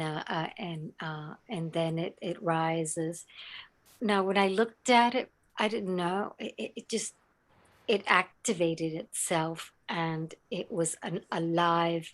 It was alive to me. The eyes, I was talking to Skip about that. The eyes follow you everywhere you stand. Oh, really? Yes, they do. Oh. That and I was just looking out, see what it needed, what it didn't need. And then I've always wanted to put wings on everything. So it's got wings. Can you find the wings?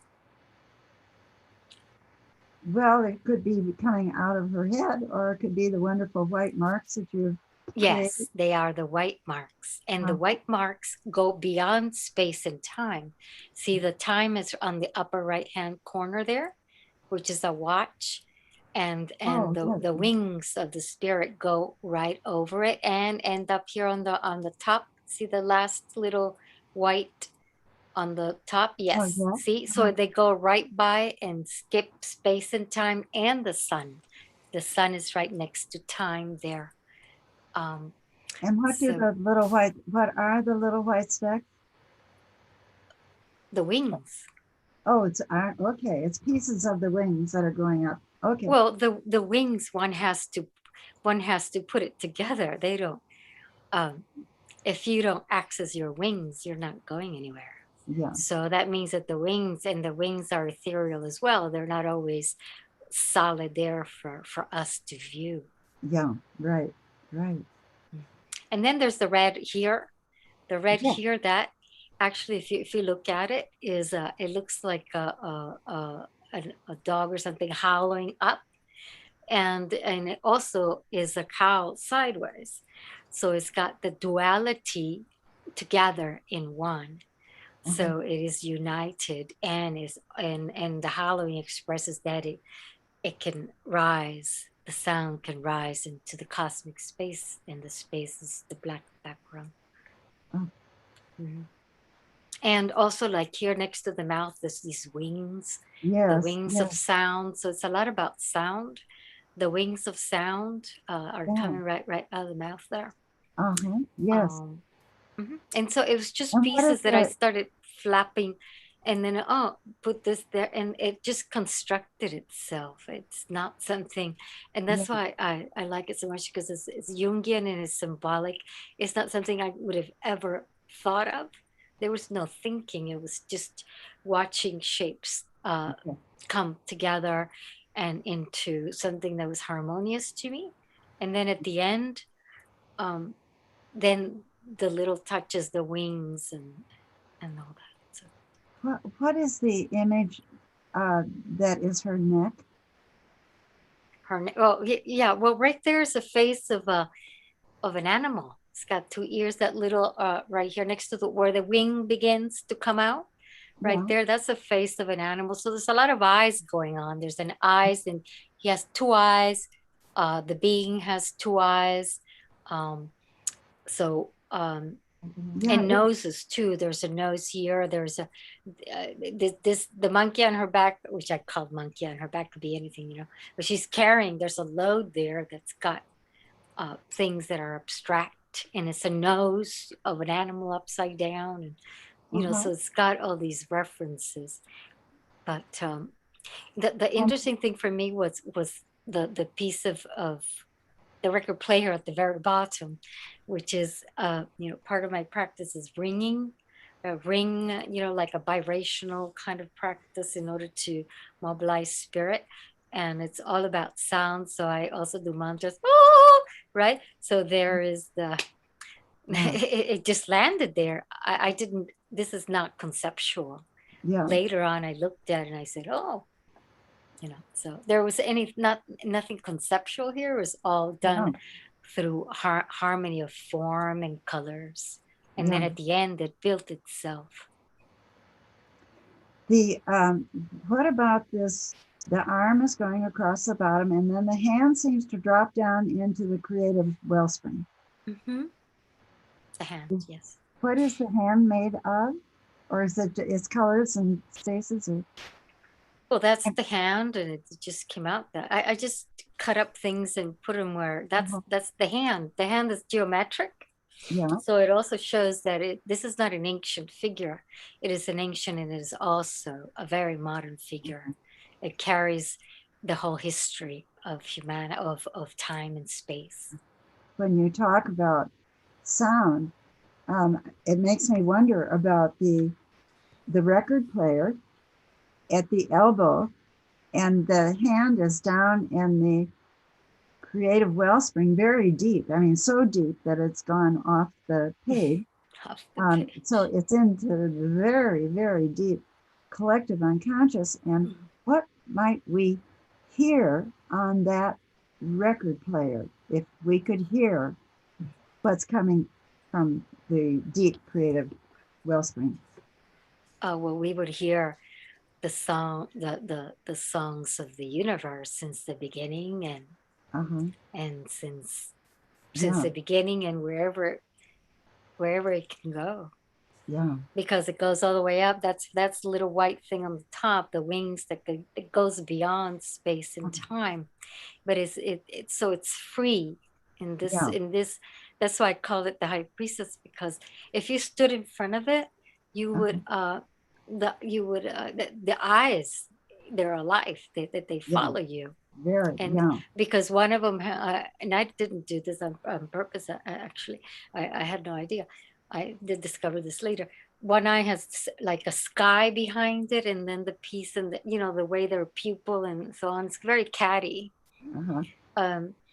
So that it takes you inside the space, and it takes you outside the space. And it makes me wonder about the sound that would come out of her mouth. Right. And I remember you talking about that, sounding, so to speak, when you were showing us your paintings. Right, the various forms of sounds. You know, the interior sound, the sound that goes out from here, that we emit. You know, that nobody ever hears, that inner sound, that the cries that we all make, that nobody hears, that animals make and we do hear, but human beings don't, rather talk about things. And that would explain the monkey on her shoulder. Yeah, I call it the monkey on her back, but monkey on her you know, back, it's also, she's also carrying life. And it could also be interpreted as a monkey on your back. Yeah. And now one of the things that we look at is black and white images. And so that monkey on her back is in black and white. And it would be interesting to see what it would look like if it came into color. I think it's got something to do with the sound, that the sound and the monkey and the recording. But the fact that the monkey is black and white makes me wonder what it sounds like. What does the monkey have to say? Yeah. Okay. Well, I imagine that because black and white are both extremes, then everything in between it can be sound. Yeah. But so that's the body, but the little face is actually blue, dark blue and black. But the body part is it is black and white. But black and white is the end of both extremes. So then everything in between, the creative sound can exist because it's encompassed inside all the extremes that can be put into form or sound. But I didn't really know. I've noticed later, there's all these mouths and the sound and the whole thing. So the sound kind of has a transformation. It transforms itself from the ground and then it rings in the sacrum, and then it gives birth, and then this mouth trying to tell it all in black and white also, right? Both ends of it. And then and then the red right here, there's where the scream becomes and it goes into the space, and the black space goes in and out of the face. And in and out of it, you can see all over the place that there's spaces for the black.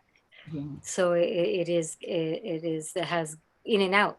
There's always a link to go into the deep space and come out of space. But the transparency beneath the eyes, you can just see right through. Yeah, and I think that's why when one stands in front of it, it vibrates because of the openness of the deep space of the black and that we go in and out because it's opened.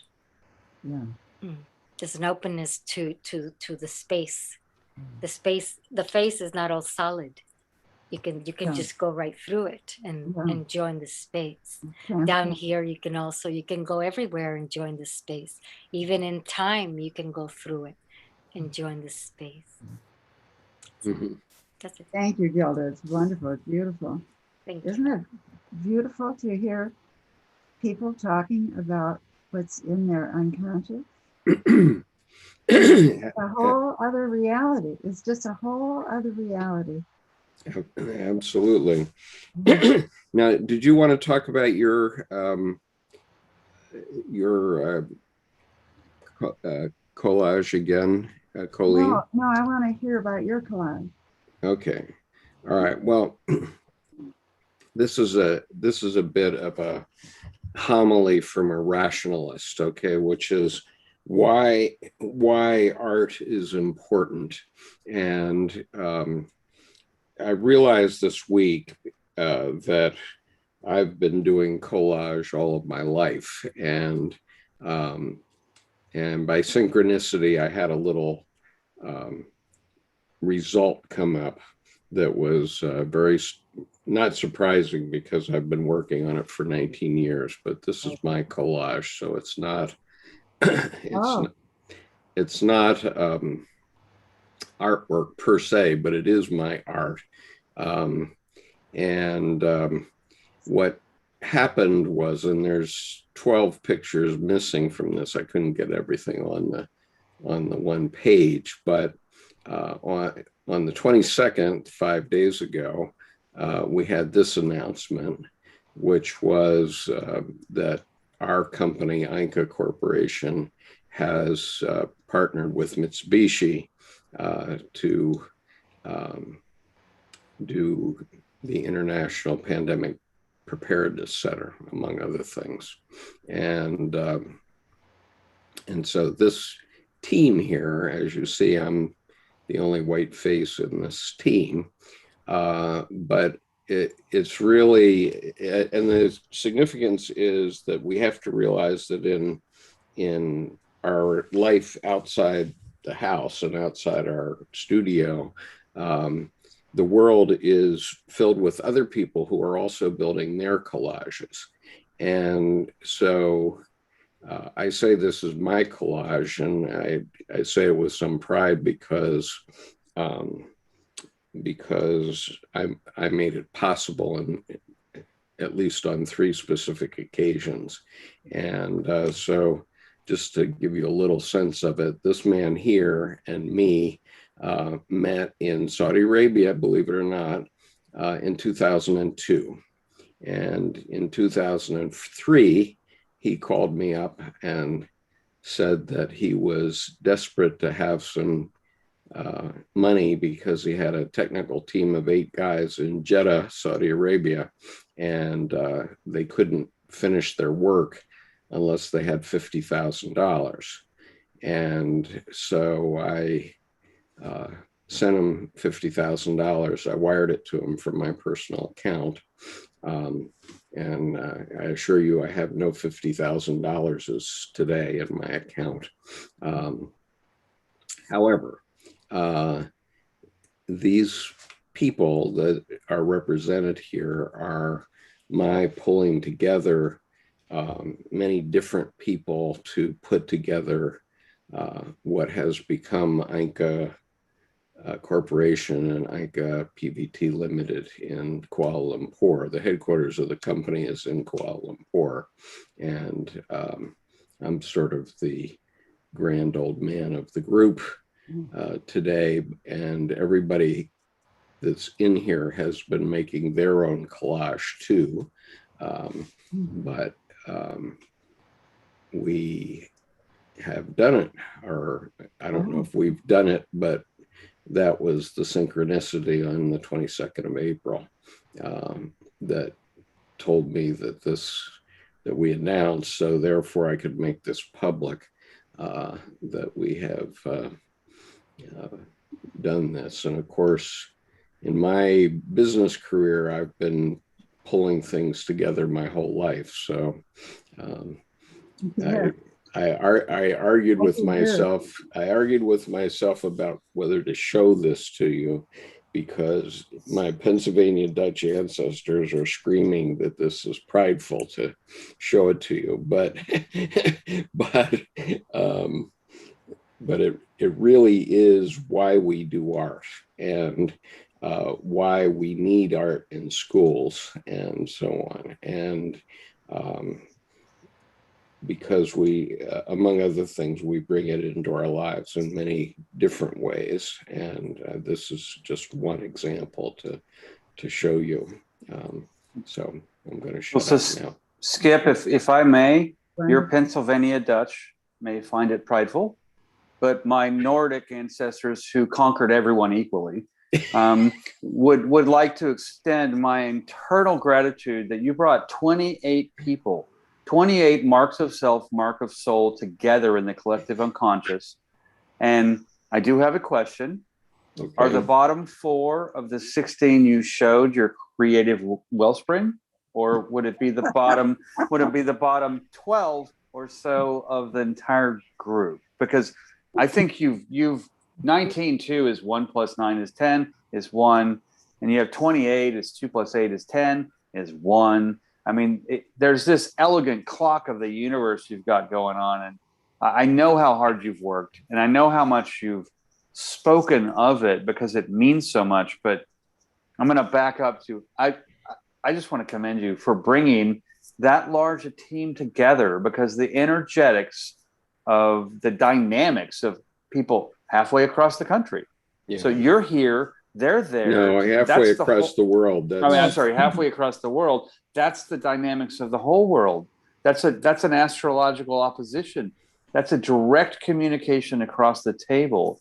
So I just want to extend my accolade and kudos to you. Yeah, I just wanted to share with you, if you want to look at this in real life, you can look at this website.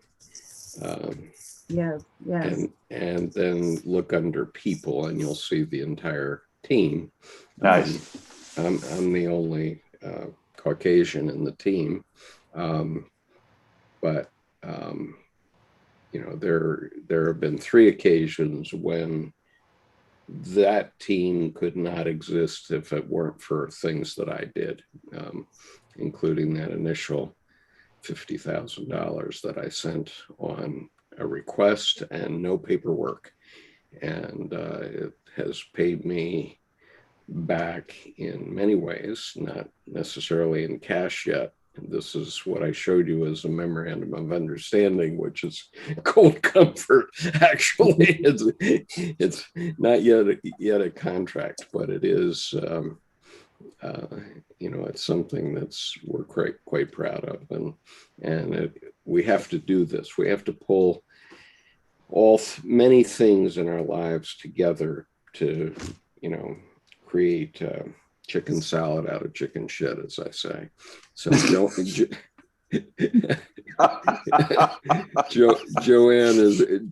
Oliver is asking a question, or has her hand up. So Joanne or Joan. Oh, thanks. But yeah, everyone's breaking up a little bit. I don't know. Can you hear me okay? Yes, we can. Yeah, Go ahead, Joan. Now maybe we're losing Joan, maybe. Oh.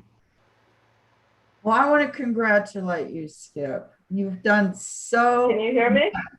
Yeah, I can hear Diane now right there. Anyway, we want to keep hearing about it, okay? Yeah, such a wonderful project. Okay. Yeah. Yeah, it is an amazing project, and over the next quarter, we're going to have some big announcements, and it's not something that you're necessarily going to hear about too much in the United States yet, because the focus of the Mitsubishi investment is on countries with lower two-thirds economically. Okay, so the main leader countries of the world economically are not included, but we do have some amazing things happening. So. All the more meaningful for that reason. Right. thank you. So, Joan, are you back? Did you want to make your comment? Yes, I am. I just wondered if Coeleen could speak to the assignment, which I understood to be to make a collage of our creative process. Yes. And I'm wondering if the map instructions is part of the creative process, or if there's another way we can look at the collage as our creative process.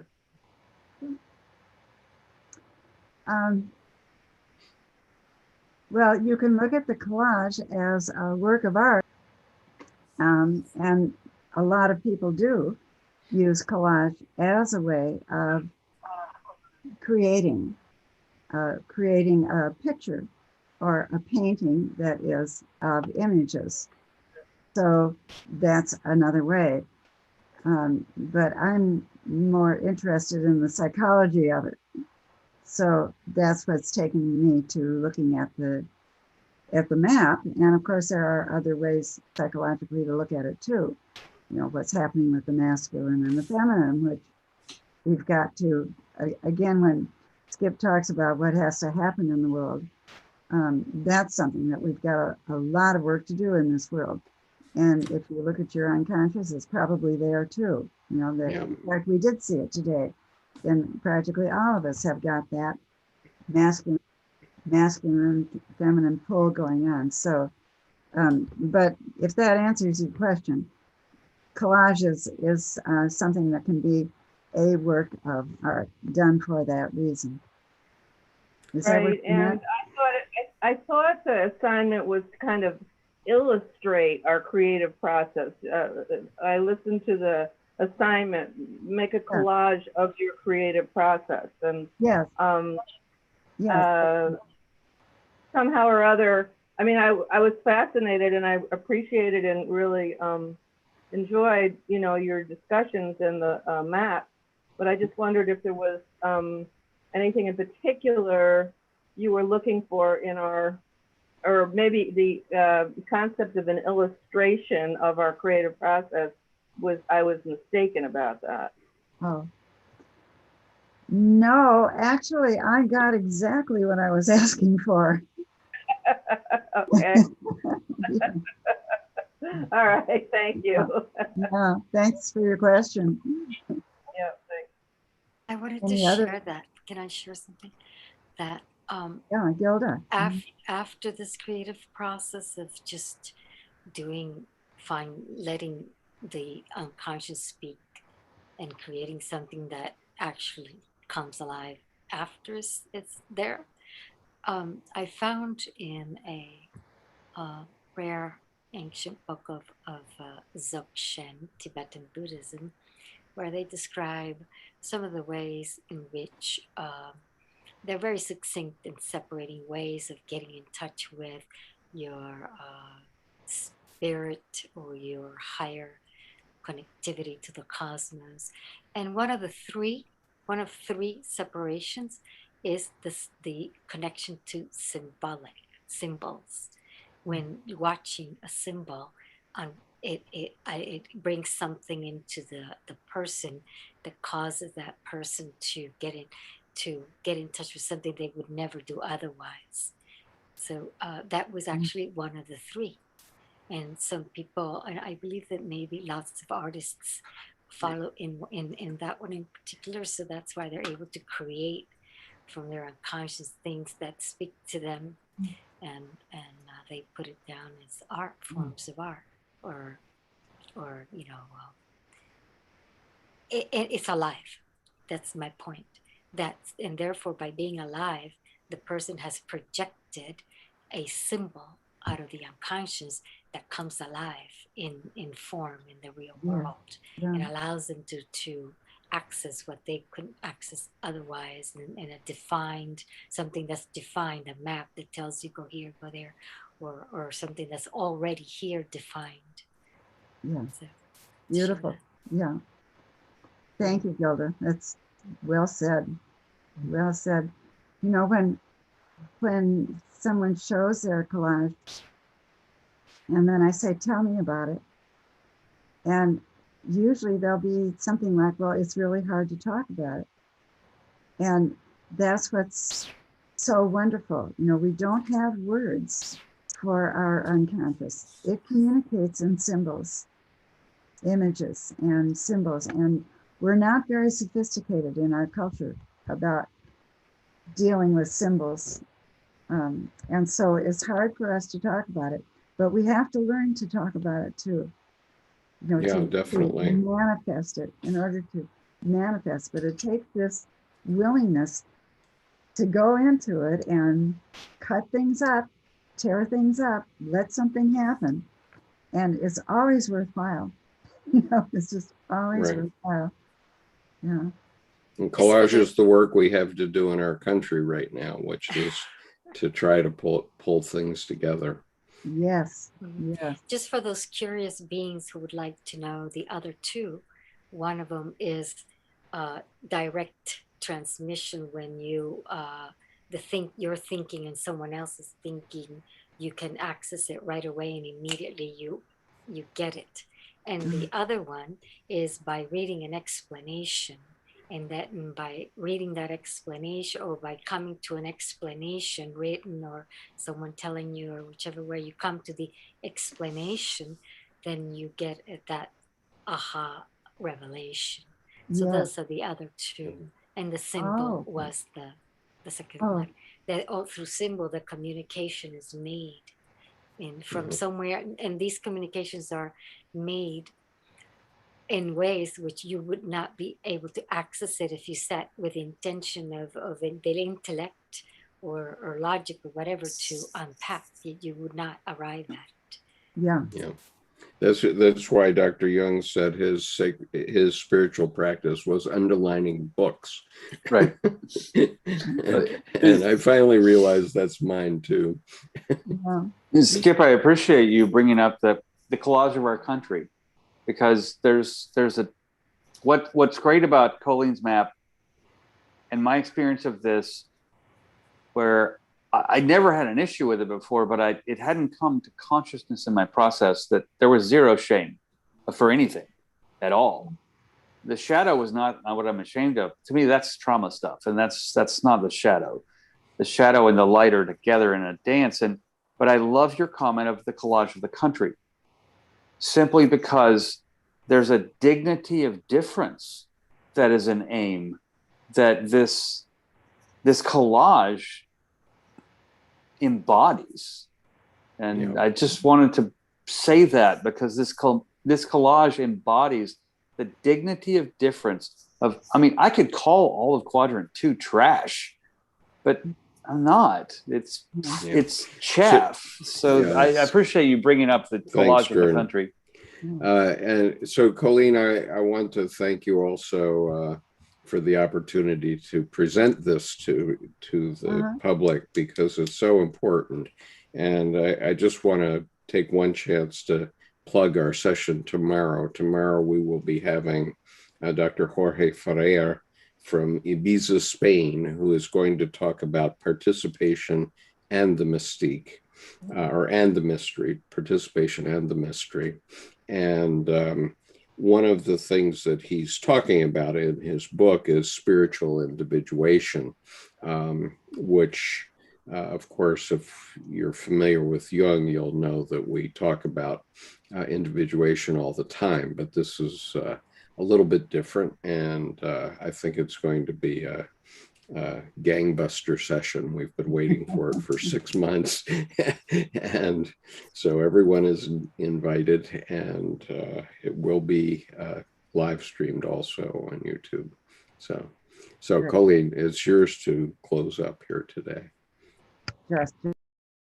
Thank you all for participating the way you have, and to you, Skip, for what it is that you've put together. Oh yes, the Dark Goddess Tarot, beautiful. That you and your team went through the creative process. You made a statement of intention, and you decided that you were going to do something, and you all started gathering,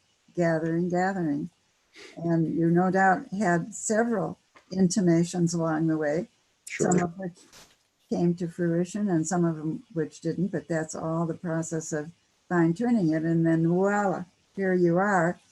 It's happened, and you're sharing it with us. You have to. You have to share it with us. It's the way it is. It's the way it works. Well, I would urge all of you to take a part of your collage and embellish it. Make a collage about your collage, but to progress so that you see how a character that's in your collage has got something to say to you, or a path in your collage. Your unconscious is trying to show you, here's the path, here's the wizard, here's the animal that is longing to be held by you. But you've been given these images now. And so choose those that you want to know more about and bring them to our next session.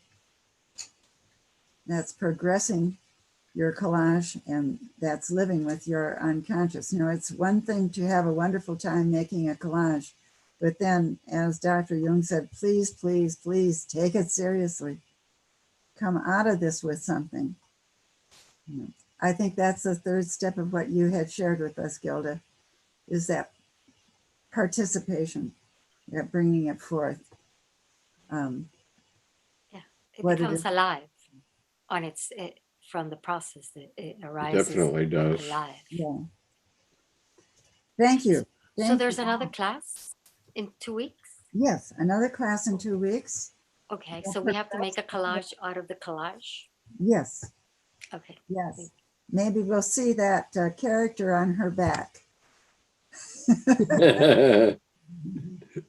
Monkey. Blessings, everybody. Yeah. Thank you. Blessings. Thank you so much. Yeah, thank you, Coeleen. We'll see you in 2 weeks, or maybe sooner. You never know. See you tomorrow morning. Oh yeah, see you tomorrow at